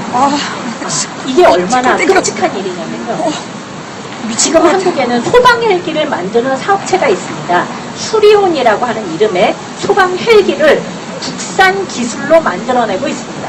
그런데 이 대책 중에 하나로 한국의 모든 소방 헬기를 다 수리온으로 바꾸겠다, 이렇게 이야기를 하고 있습니다.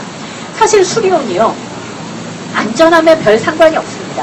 그런데 얼마 전에 소방 헬기 수리온에 문제가 생겼다는 보도를 아마 보신 적이 있을 겁니다. 정부는요, 이 수리온이 진짜로 기술적으로 안전하기 때문에 바꾸자고 얘기하는 게 아닙니다.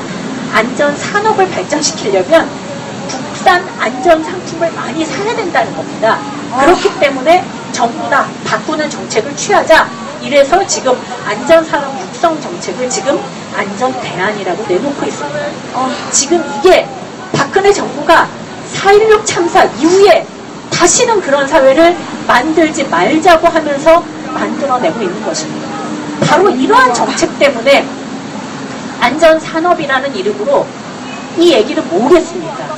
돈이 있으면 안전하고 돈이 없으면 안전하지 않다. 억울하면 너네들도 민간보험 가입해라. 민간의 재난보험을 통해서 하겠다. 안전에 관한 공공적 사고라고는 아무것도 없는 그런 정부 정책인 것입니다. 심지어는 이런 재난사고를 경험하면서도 이 기회를 틈타서 기업들에게 돈 벌어주겠다, 이런 얘기를 하는 것입니다. 여러분들 최근에요, LG 그 통신사의 주가가 엄청나게 오른 적이 있습니다. 그 이유가 뭐냐면요, 정부가 안전통신망을 개설하겠다. 이래서 쉽게 얘기하면 내가 위험해요. 위험할 때 저는 어디서 위험합니다, 이런 거를 딱 보내면 정부 라인으로 직통으로 딱 갈 수 있는 통신망을 구축하겠다. 그래서 그 사업자를 누구로 선정할 거냐, 이런 걸 가지고 쭉 이렇게 사업자 선정과 관련한 논의를 한 적이 있습니다. LG가 가장 유력한 업체로 이야기 되자마자 주가가 마구 오르기 시작합니다. 정작 우리에게 필요한 것이 무엇입니까? 정부가 공공성을 다 내팽개치고 오로지 초동구조만, 그것도 기동대 만들어서 하겠다라고 이야기하면서 안전 문제는 네가 다 돈 내서 해결해라. 안전 업체한테 맡겨라. 이번에 언딘과 한국 성급의 사태를 보면서도 이들이 이런 얘기를 아무렇지도 않게 뻔뻔하게 할 수 있는 그런 상황에 우리는 살고 있다는 것입니다. 그러면서도 규제 완화를 계속하겠다고 이야기를 하고 있죠. 안전 규제도 당연하게 완화되고 있습니다. 최근에 택시 문제를 가지고 논란이 벌어지고 있습니다. 택시 업계에서 차량을 완화시켜달라고 이야기를 하고 있습니다. 설령을 20년에서 30년으로 늘려서 위험한 배들, 복원력이 없는 배들이 들어왔는데 이제는 택시의 차량도 완화시키겠다, 이런 이야기를 하고 있습니다. 건설업계의 안전 문제가 심각해지고 있는데 수직증축 허용하겠다, 이런 이야기 아무렇지도 않게 하고 있습니다. 이런 게 지금 규제 완화라고 하는 이름으로 계속되고 있다는 겁니다. 도대체 우리는 4월 16일로부터 도대체 무엇을 배워야 됩니까? 무엇을 바꿔야 됩니까? 정말로 이런 정부에게 우리의 안전을 맡길 수 있는 것일까요? 참 고민이 많이 됩니다. 특히 이 정부의 이런 태도를 볼 때마다 정말 이렇게 슬프다는 생각도 많이 듭니다. 우리가 어쩌다가 이분은 진실을 제대로 그 세월호 국민대책위원장 김혜진입니다. 대책조차도 세월호 국민대책위원장 김혜진 위원장 밑에서 살게 되었습니다. 그렇기 때문에 사실 우리가 안전한 사회를 만들어야 되겠죠. 제가 안전한 사회를 만들어야 된다 이런 얘기를 자꾸 하다 보니까요. 정부가 얘기하는 거랑 굉장히 헷갈리더라고요. 이번에 인천 아시안게임을 했습니다. 아시안게임에서요. 안전의 컨트롤 타워는 누구였을까요? 아시안게임의 안전의 총책임자는 누구였을까요? 국가정보원이었습니다. 안전의 총책임자는 국가정보원이었어요. 왜 그랬을까요? 정부가 생각하는 안전과 우리가 생각하는 안전이 개념이 다르기 때문에 그렇습니다. 정부가 생각하는 안전은 뭐냐면 영토의 안전, 쉽게 얘기하자면 북한의 위협으로부터 보호한다. 두 번째, 재산의 안전, 뭔가 테러나 이런 것으로부터 보호한다. 영토와 재산의 안전이 안전의 핵심이면요. 우리처럼 밖에 나와서 열심히 데모하는 사람들은요. 안전을 침해하는 세력들이 됩니다. 그래서 열심히 노동자들이 파업을 하면 국가 경제에 손해가 얼마고 이런 거 맨날 신문에 내보내죠. 안전을 침해하는 세력이라고 그들은 간주하는 겁니다. 그런데 우리가 생각하는 안전, 우리가 지금 생각하고 있는 안전은 뭘까요?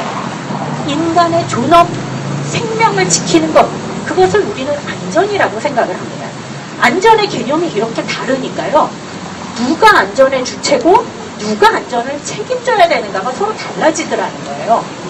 정부는 영토와 재산의 안전을 지키려면 어떻게 해야 되냐? 사람들이 통제에 따라야 돼요. 가만히 있어야 됩니다. 조용히 해야 됩니다. 데모하면 안 됩니다. 그러니까 어떻게 하죠? CCTV 달고 경찰력을 강화하고 사람들이 열심히 자기 요구하면 조용히 하라고 얘기하고 무엇인가를 막 움직이려고 하면 가만히 있으라고 이야기합니다. 그들이 생각하는 안전이 바로 그것이기 때문에요. 그래서 시민들은 안전을 위해서 통제해야 될 대상이고 안전을 지키는 사람들은 자신들이자 전문가들이자 또는 이것으로 돈을 버는 기업들이 바로 안전을 지키는 주체가 됩니다.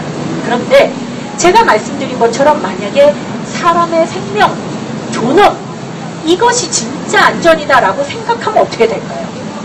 우리의 존엄을 해치는 사람들, 안전하지 않은 일자리를 만들어서 산업재해가 벌어질 수밖에 없도록 만들고 대중교통을 돈벌이 수단으로 만드느라고 위험하게 만들고 그리고 이런 사고나 재난을 당했을 때 제대로 구조하지 않는 이게 정말로 불안한 상황이 되는 거죠.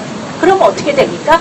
정부와 기업이 안전을 책임져야 되는 사람이 되는 겁니다. 바로 우리가 안전을 보장받아야 될 주체가 되는 거죠. 안전을 어떻게 생각하느냐에 따라서 주체와 책임자가 완전히 뒤바뀝니다. 결국 우리가 이야기하는 안전을 어떻게 지킬 것인가, 우리가 우리의 생명과 우리의 존엄을 우리 스스로 어떻게 지켜나갈 것인가가 정말로 중요한 문제가 되고 있다고 생각을 합니다. 이 안전을 지키려면 제일 중요한 거는 첫 번째는 기업의 탐욕을 억제해야 되죠. 과적을 하고 마음대로 불법 개조를 하고 사람들이 죽게 만들고 산업재해로 죽게 만드는 이 모든 것들은 다 왜 벌어집니까? 기업의 탐욕 때문입니다. 이 기업의 탐욕을 그 누구도 제대로 규제하지 못하고 있기 때문입니다. 오히려 정부는 그것을 계속 부추기면서 규제 완화를 열심히 하겠다. 기업이 돈만 벌 수 있다면 환경을 파괴해도 괜찮고 사람을 죽여도 괜찮고 뭘 해도 괜찮다. 이런 이야기를 아무렇지도 않게 하고 있는 겁니다. 이 기업의 탐욕을 어떻게 규제할 것이냐가 우리의 안전을 지키는 데 첫 번째일 것이다. 두 번째는 당연하게 책임자를 처벌하는 거겠죠. 그런데 책임자 처벌 문제는 아까 제가 말씀을 드렸습니다. 넘어갈게요. 저는 더 중요한 세 번째가 있다고 생각을 합니다. 더 중요한 세 번째는 뭐냐? 안전하려면 우리에게 권리가 있어야 된다는 거예요. 예를 들어 봅시다. 세월호가 출항할 때요. 학생들이, 선생님들이, 그리고 그 배를 아이들이 탔을 때 부모님들이 이 배가 보건력에 문제가 있다는 것을 알았다면, 이 배가 과적을 했고 정말로 위험한 상태라는 것을 알았다면, 이 배에 어떤 문제가 발생할 수도 있었다는 것을 알았다면, 정말로 사람들이 그냥 그렇게 아무렇지도 않게 그 배를 타고 웃으면서 떠나갈 수 있었을까요? 그렇지 않았을 겁니다. 우리에게 지금은요, 우리의 위험에 관한 모든 정보는 다 통제되고 감춰져 있습니다. 지금 원자력 너무나 노후화됐고 위험하다고 어쩌다 한 번씩 가끔씩 텔레비전에서 라디오에서 한 번씩 튀어나옵니다. 고리에 있는 원전은 심지어는 엉뚱한 원자로를 30년간 자격도 없는 이상한 데가 검사를 하고 있었다더라. 이런 게 밝혀집니다. 부품 들어가는데 그 부품 자격증명서를 다 위조했다더라. 이런 게 가끔씩 밝혀집니다. 그러나 우리는 일상적으로 그 정보를 알지 못해요. 그게 얼마나 위험한지, 어떤 고통을 당할 수 있는지를 알 수가 없습니다. 최근에 불산 누출 사고가 많이 벌어집니다. 구미에서 불산 누출로 굉장히 많은 사람이 사망했고요. 삼성전자가 있는 동탄에서도 불산 누출 사고가 있었습니다. 그런데요, 그 지역 주민이 그거를 알고 있었을까요? 바로 자기가 살고 있는 주변에 이런 유해하고 위험한 화학물질을 다루는 공장이 있었다는 걸 지역 주민들은 알 수가 없었습니다. 얼마 전에 제가 살고 있는 동네에서요, 큰 사고가 발생했습니다. 노르표 페인트라고요. 페인트 업체에서 에폭시가 누출이 됐습니다. 바로 앞에 학교가 있었습니다. 에폭시 누출돼서 학교가 아예 수업이 중단된 상태가 돼버렸습니다. 굉장히 냄새가 심하고 학생들이 머리가 아파갖고 도저히 수업을 진행할 수 없는 정도였어요. 그런 위험한 물질이 어떻게 관리되고 있는지를 지역 주민들이 아무도 알 수 없었던 겁니다. 이거를 여러분들이 그래 이제부터 알아봐야지, 그래서 이제 물어보십시오. 우리에게 이런 정보를 주십시오. 이렇게 얘기하면 어떤 답변이 돌아올까요? 영업 비밀입니다. 알려줄 수 없습니다. 이런 답변이 돌아옵니다. 아유, 지랄. 우리는 우리 주변에 유해하고 위험한 물건 또는 물질 이런 거에 대해서 알 수 있는 권리가 없습니다. 우리가 그것을 알 수 있다면, 무엇이 위험하고 무엇이 잘못되었는 것인지를 알 수 있다면 우리는 그것을 고치라고 이야기할 수 있고 고치도록 요구할 수 있고, 안 되면 정 안 되면 사람들 손을 끌고 가서 앞에서 데모라도 할 수 있겠죠. 그렇기 때문에 안전하려면 알 수 있어야 된다. 알 권리라는 게 너무나 중요한 것이라는 겁니다. 뿐만 아니라 알 뿐만 아니라 우리가 참여할 수 있어야 되겠죠. 관리가 제대로 되어 있나? 이런 거는 문제가 없는가? 이런 거를 우리 스스로 참여할 수 있을 때 실제로 알 권리, 참여할 권리가 보장될 때 우리의 안전이 보장될 수 있다는 겁니다. 또 하나가 있습니다. 저는 가장 가슴이 아픈 게 그런 게 있습니다. 사실 지금 세월호 선원들 재판도 받고 있고 과실치사 혐의에다가 여러 가지 혐의를 쓰고 있습니다. 개인적으로는 굉장히 열받습니다. 그러나 한편으로 생각을 해보면 그런 고민도 듭니다. 이 세월호 선원들이 이 배가 출항하기 전에 이 배는 못 갑니다. 이 배는 심각하게 위험합니다. 출항하지 맙시다 라고 얘기할 수 있었다면 어땠을까? 한국 성급에서 안전관리를 하는 노동자들이 이 배는 문제가 있습니다. 구명발 펴지지도 않고 구명조끼도 문제가 있습니다. 이렇게 말할 수 있었다면 얼마나 좋았을까? 그러나 그 노동자들은 그런 말을 하지 못했습니다. 얼마 전에 사회공공연구소에서 발전소에서 일하는 노동자들을 대상으로 설문조사를 했습니다. 위험을 당신이 발견했어요? 이게 위험하다라고 하는 것을 얘기할 수 있습니까? 없습니까? 반 정도 되는 노동자들이 나는 말할 수 없다라고 답변을 했습니다. 나는 말할 수 없다. 이게 위험해도 얘기할 수 없다. 이유가 뭐냐? 첫 번째, 비정규직은 말하면 잘린다. 두 번째, 말해봤자 고쳐지지 않는다. 그런데도 자꾸 제기하면 나만 왕따 당한다. 이게 노동자들의 대부분의 인식이었다는 겁니다. 지금 수없이 많은 대중교통, 수없이 많은 에너지기관 이런 데서 일하는 노동자들이 정말 위험을 알고 있습니다. 그러나 그들은 말하지 못해요. 왜? 공익 제보자들에 대한 보호가 되지 않습니다. 맞아. 그 사람들 금방 잘려요. 맞아. 얘기해도 해결되지 않습니다. 왜? 시민들이 힘으로 뒷받침해주지 않기 때문에 그렇습니다. 아. 또 그 사람들이 말을 하고 싶어도 작업을 중지할 권한이 없기 때문에 그렇습니다. 정확하게 표현하자면 현행법에는요, 노동자들이 위험하다고 느낄 때 작업을 중지할 권한이 법적으로는 보장돼 있습니다. 네, 국가대표는 안 법적으로는 되니까. 보장돼 있으나 현실로는 불가능하다는 겁니다. 왜? 작업을 중지하고 야 이거 너무 위험해. 작업을 딱 중지하는 순간 그 노동자에게는 민사상 손해배상이 청구될 것이기 때문에 그렇습니다.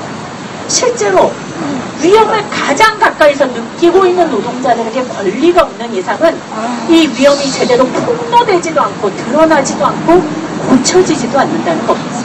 그래서 정말 우리가 위험해서 우리 스스로가 안전해지려면 뭐가 필요하냐? 노동자에게 권리가 있어야 된다. 시민들에게 알 권리가 있어야 된다. 시민들이 직접 참여하고 관리하고 책임지도록 요구할 권리가 있어야 된다.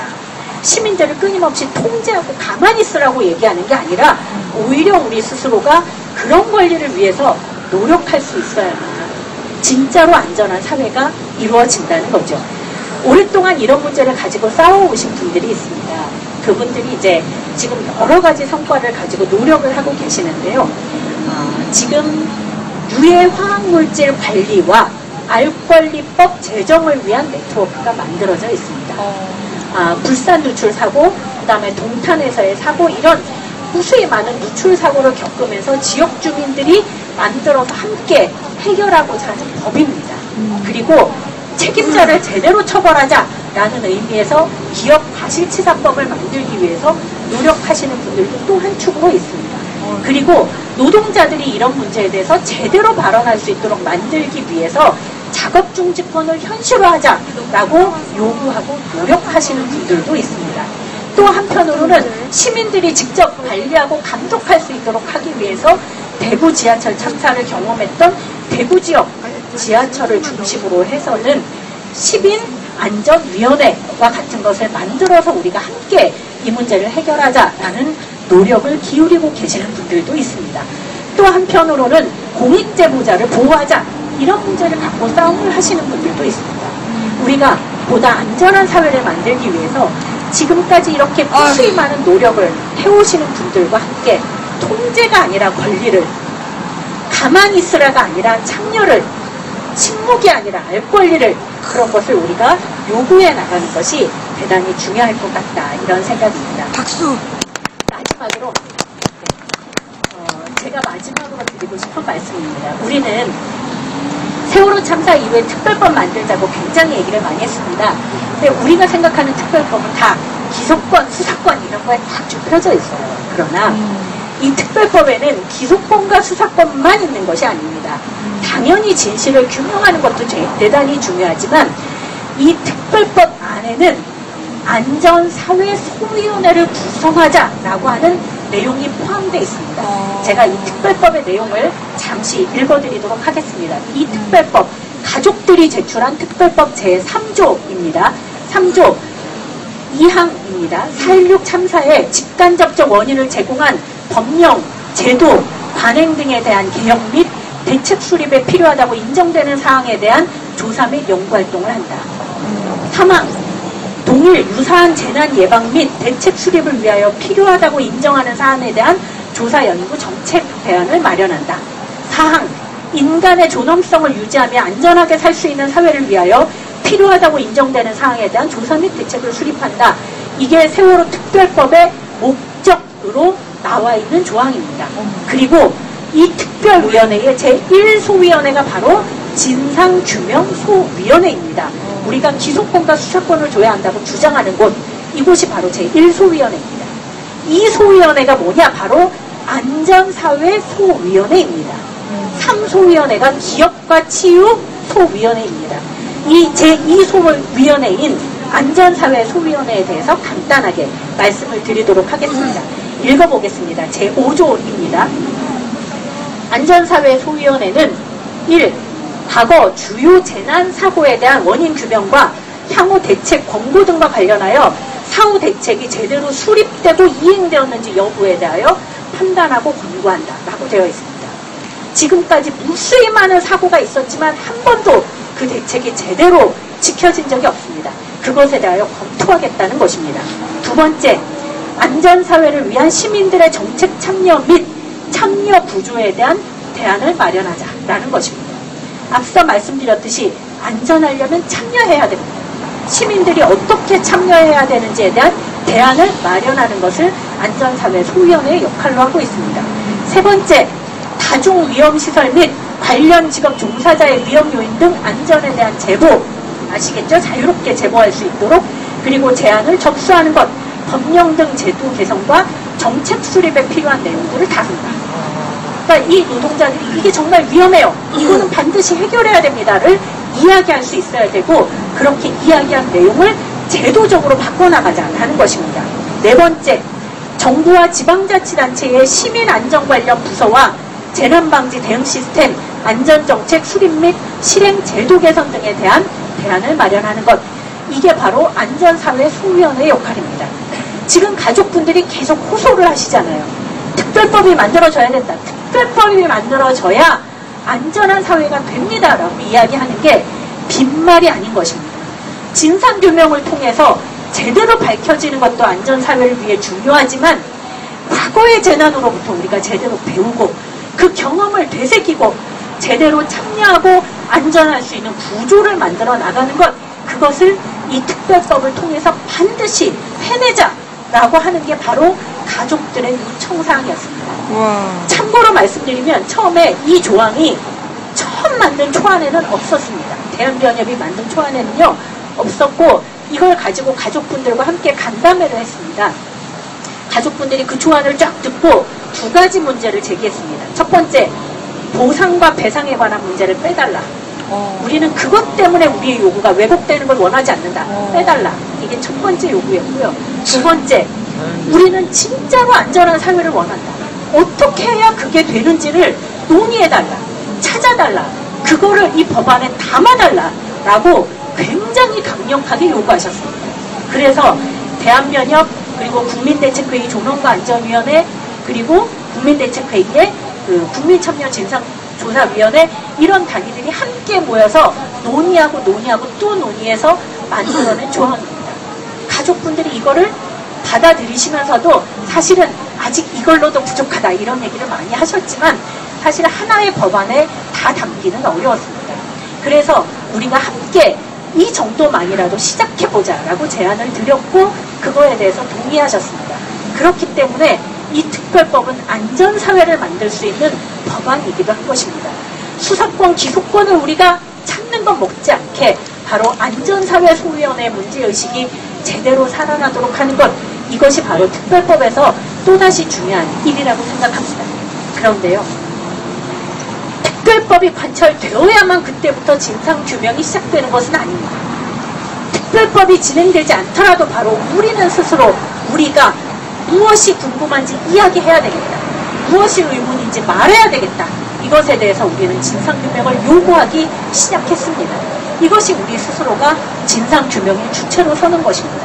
마찬가지로 안전사회도 특별법이 만들어지고 나서 시작이 되는 것이 아닙니다.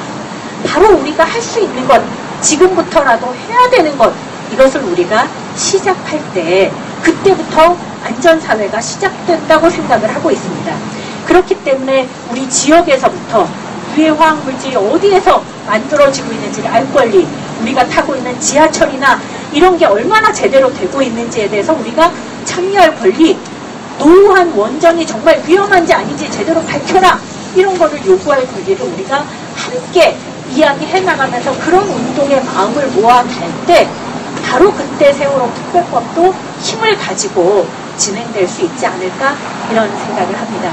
그런 점에서 여기 계시는 여러분들이 앞으로도 우리가 안전한 사회를 만들어 나가는 그 주체로서, 우리가 안전의 주체로서 바로 저들에게 책임을 명확하게 물으면서 바로 우리가 서 있는 곳에서부터 하나하나씩 그런 기반을 다져나갔으면 좋겠습니다. 그것이 바로 304명의 안타까운 죽음들이 우리에게 지금도 요구하고 있는 것이라고 생각합니다. 네, 감사합니다.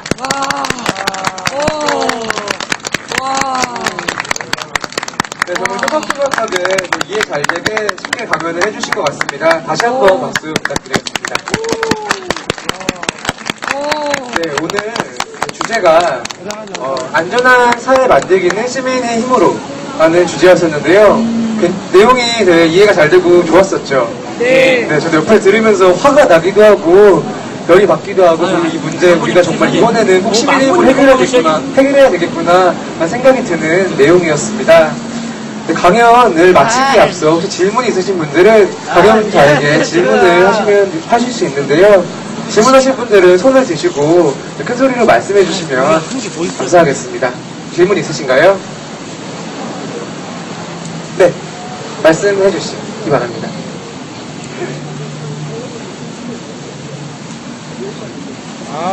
저희가 마이크가 무선 마이크가 없어서 네, 말씀을 그냥 해주시면 감사하겠습니다.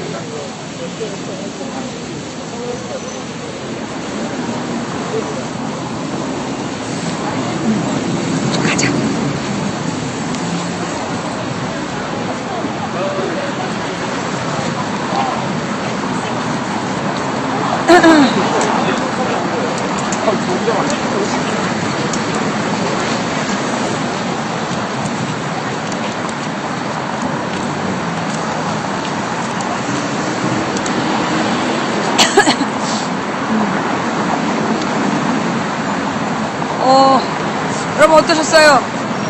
강연 재밌게 보셨어요? 네. 질문 내용은 잘 안 들려. 질문 내용이 잘 안 들려서. 자, 지금 시간이 몇 시에? 7시 50분. 네, 8시까지 한다 그랬잖아. 4시부터 8시까지 길거리 수다방을 하기로 했는데요. 오늘 아까 2시부터 3시까지 계속 방폭이 있어가지고 1시간 동안 그 특별 훈련을 하고 그 다음에 이제 아까 4시부터 시작을 해서 한 3시간 동안 진행을 하면서 그 아까 저기 누구였어?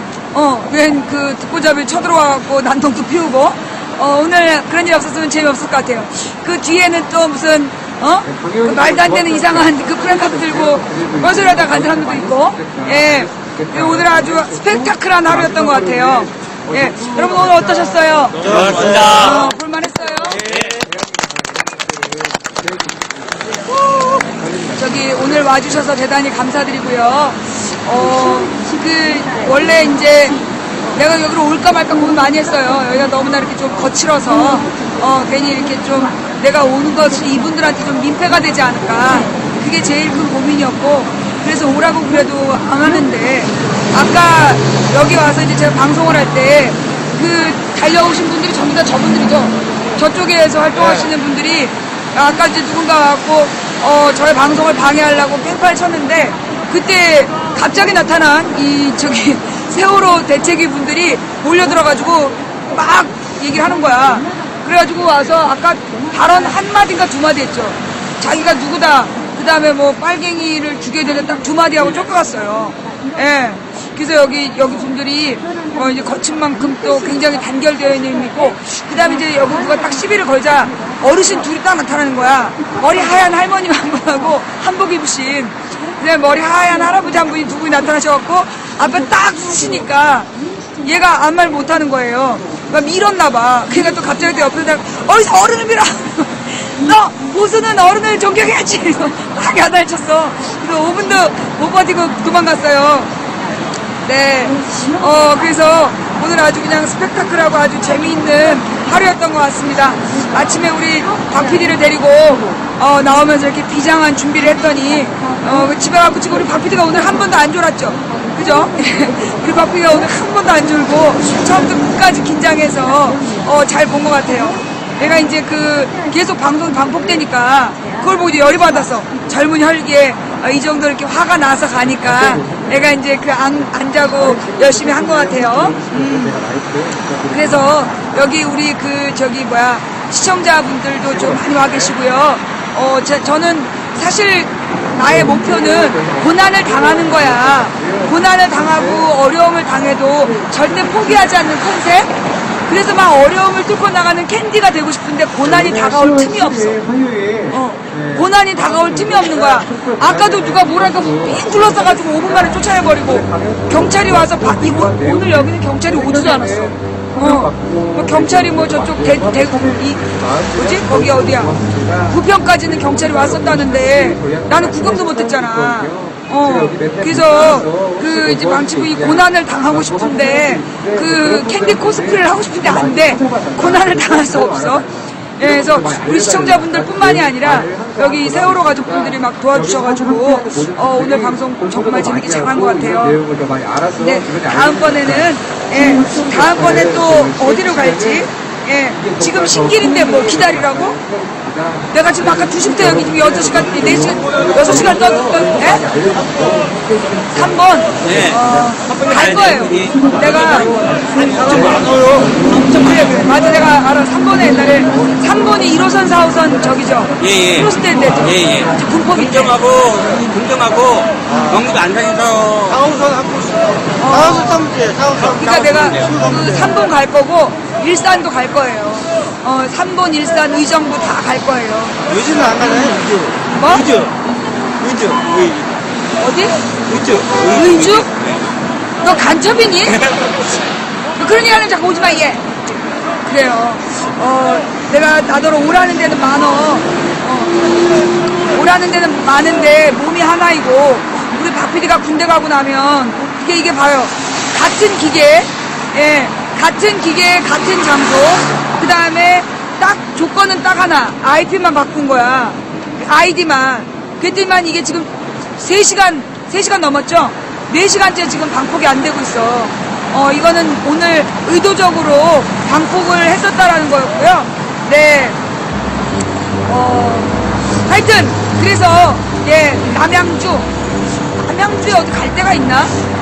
남양주는 그렇게 사람 많지 않아. 그러니까 여러분이 나를 부르려면 적어도 3번 정도는 돼야 돼.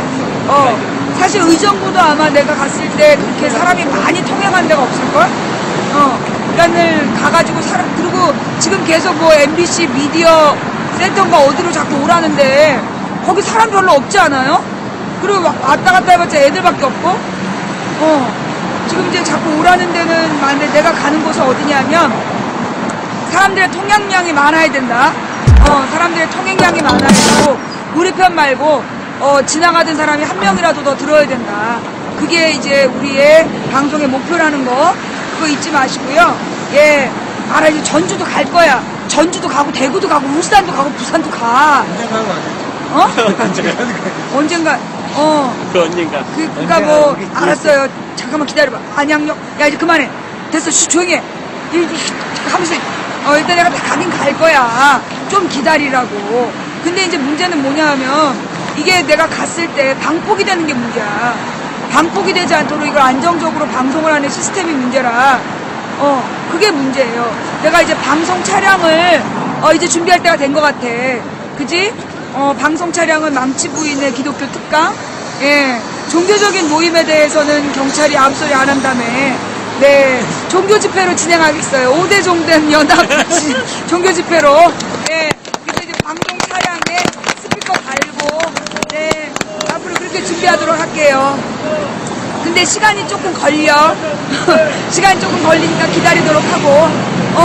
아니, 나 아까 왜 이렇게 떠들어도 조용히 안 시키냐 했더니 종교 집회는 스피커 써도 된대. 오늘도 한 건 건졌어. 그래서 우리가 너무 좋아했더니 빨갱이 물러가라. 아니, 여기 우리 빨갱이가 어딨어. 이순신 동상 넘어, 세종대왕 동산 넘어, 저 경복궁 너머에 있지. 왜 여기 와서 그래. 하여튼 오늘 너무너무 이렇게 재밌었어요. 자, 우리 저기 시청자님들 오늘 지금 막 도착하신 분 지금 이제 사진 찍으셔도 되고요.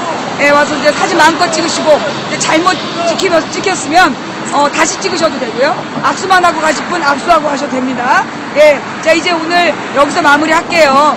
예, 오늘 그 서울 도심 거리수다방 오늘은 뭐 이렇게 깔고 김밥 먹고 이럴 분위기 아니잖아. 우리가 지금 저 5대 종단 단식한데 여기서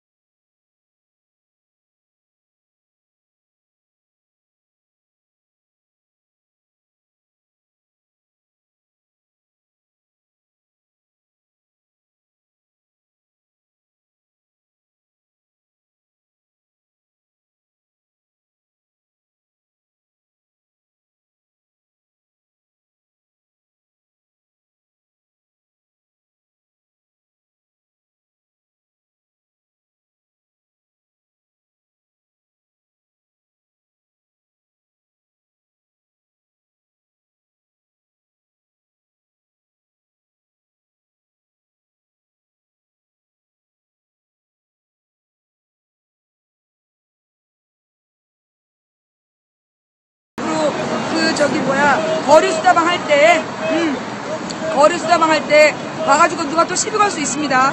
그런데 그때 절대 폭력적으로 대우하시면 안 돼요. 폭력적으로 대립하시면 안 되고 일단 경계를 딱 그어서 가까이 오지 못하게 하는 게 제일 필요한 거고요. 예. 그리고 우리한테는 카메라가 있기 때문에 함부로 못하긴 하지만 그럼에도 불구하고 아까 제가 걱정돼서 아까 어떤 분이 모자 쓰시고 그런 분이 이렇게 딱 신체적으로 부딪히려 그랬잖아. 그래서 그게 제일 좀 걱정이 됐어요. 네, 아까도 말씀 안 드렸는데 이게 철거돼 있는 건 아닌 것 같은데 몸이 너무 좋아요. 그래서 항의를 그 종교 집회하는데 항의 집회를 했잖아요. 근데 계속 나를 따라왔다가 내가 찾아보니까 도망가는 거예요. 그래서 그 이상한 사람들이 원래 꼬이게 돼 있어. 근데 이제 그런 이상한 사람들을 개무시를 해야 돼.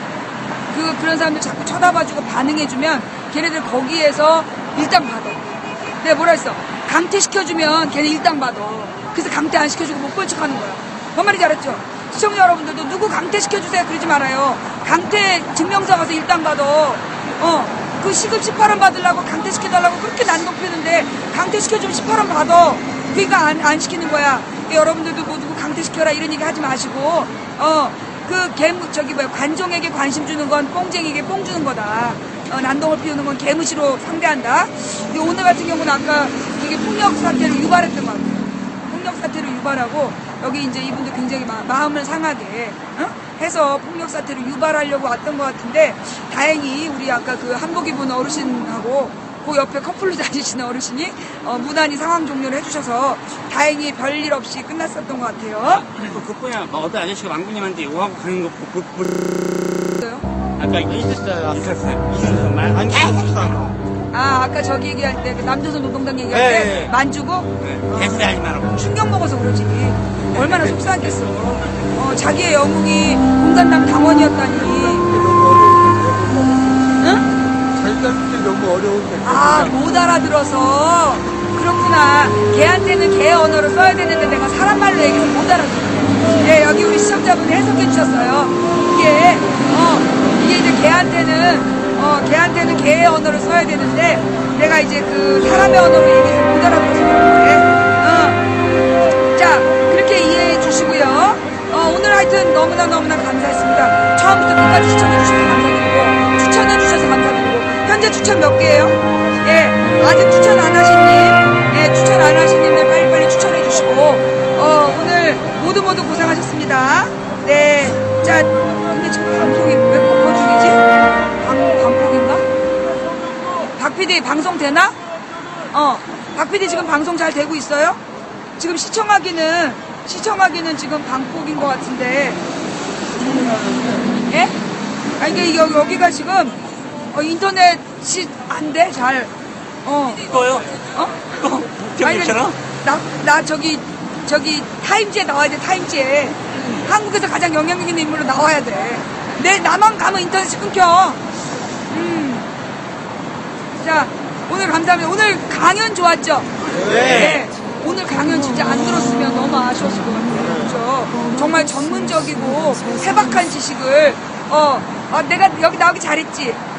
오늘 여기 와가지고 다 같이 보고 잘한 것 같아. 방송 돼요. 이때 또 꼭 켜보시는 분은 스피커 안 줄이잖아. 그러다 벽에를 맞는 수가 있어요.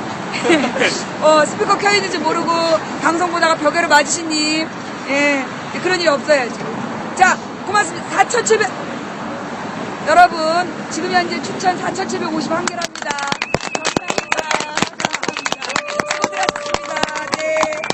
이러다 또 5,000개 찍겠다. 오늘 방송 너무 감사합니다. 근데 내가 아까 강연 들으면서 전 양반이 아프리카 방송하면 안 되겠다. 라이벌이다. 저런 사람이 아프리카에서 방송해봐. 막 내용이 너무 전문적이라. 이쁘기까지예요. 이쁘기까지 해? 멀리서 찍길 잘했어. 가까이서 지금 큰일 날 뻔했어. 아까 강연하신 분은요, 세월호 국민대책위원회 위원장 김혜진 위원장님이래요. 근데 매일 저분이 여기서 강의하시나요? 매일? 매일 강연하시는 분들은 바뀌고. 그럼 저분이 이번에 자주 하신 건가요? 오늘 처음 하신 건가요? 처음 봤는데. 오늘 저분 강연 처음 본 거예요? 오, 그러시구나. 오늘 우리가 운이 너무 좋은 거야. 아싸! 자, 오늘 너무너무나 감사했습니다. 예, 그 모든 게 받쳐주는 것 같아요. 이쁘고 말 잘하는 김혜진 위원장. 아까 누가 초청하라 그러더라? 절대 안 돼! 아프리카 방송하면 어떡하란 말이야? 어? 그 망치 부인의 이제 전성시대 끝나는 거잖아. 그래서 한번 불러볼까? 예, 하신 것 같고. 예, 하여튼 세월호 가족 대책위가 여기서 제가 와서 느낀 건 굉장히 헌신적이다. 자원봉사 하시는 분들은 정말 헌신적으로 일하고 계시고, 그리고 아까 어떤 비상 상황이 발생했을 때 굉장히 신속하고 조직적으로 움직이시더라. 우선 어르신들이 앞에 쫙 갈라서서 뭐니 너 이러고 미니까 너 감히 어른을 밀어? 야, 이 시스템이 돼 있어요. 예, 훌륭한 시스템을 받고, 그리고 여기 지금 굉장히 다들 열심히 노력하시는 것 같아요. 그리고 지나다니시는 분들이 서명도 많이 하시는 것 같고. 그래서 이 광화문이 우리 동생이 그러는 거야. 광화문에 한번 가보라고. 광화문에 지금 그 대리기사 폭행 사건으로 얼마나 유가족분들이랑 세월호 하시는 분들이 마음이 아프겠냐고. 걔네 왔다가 나 우리 너 진짜 집에 가서 봐. 내가 너 때문에 진짜 내 인생이 진짜 그래. 고맙단 얘기지. 오늘 하여튼 저기 모두 고생하셨어요. 시청해주셔서 감사드리고요. 네, 다음 방송은 내일 낮 2시 창동 스튜디오에서 보내드립니다. 그리고 10월 10일에는 어디 갈지 내일 정합시다. 내일 방송 꼭 오셔야 돼요. 어디로 갈지, 대구로 갈지, 울산을 갈지, 전주를 갈지, 광주를 갈지, 아니면 약간 이렇게 할게요. 주중에는 이렇게 이제 목요일 이전에는 서울 시내나 아니면 수도권 일대, 여기 전철역 같은 데만 가도 사람 많잖아. 그러니까 이제 주중에 월요일부터 목요일 사이에는 제가 이제 그 수도권에서 방송을 하고, 그 다음에 이제 금요일이나 토요일에는 지방으로 내려가서 방송하는 걸로 그렇게 할게요. 그러니까 불만 없죠? 자, 그럼 여러분들이 각자 어디가 좋다라는 얘기는 이제 텔레그램으로 정보를 주시든지 아니면 시청자 의견에 그 얘기를 하시든지. 그래서 우리 저기 박 PD 군대 가기 전에 안정적인 모바일 방송 한번 전국 다 돌고 싶어. 나도 최선을 다해볼게요. 근데 늙어갖고 다리가 많이 아프다. 허리도 아프고. 자, 오늘 시청해주셔서 감사합니다. 모두 고생하셨어요. 평소의 공감자로 함께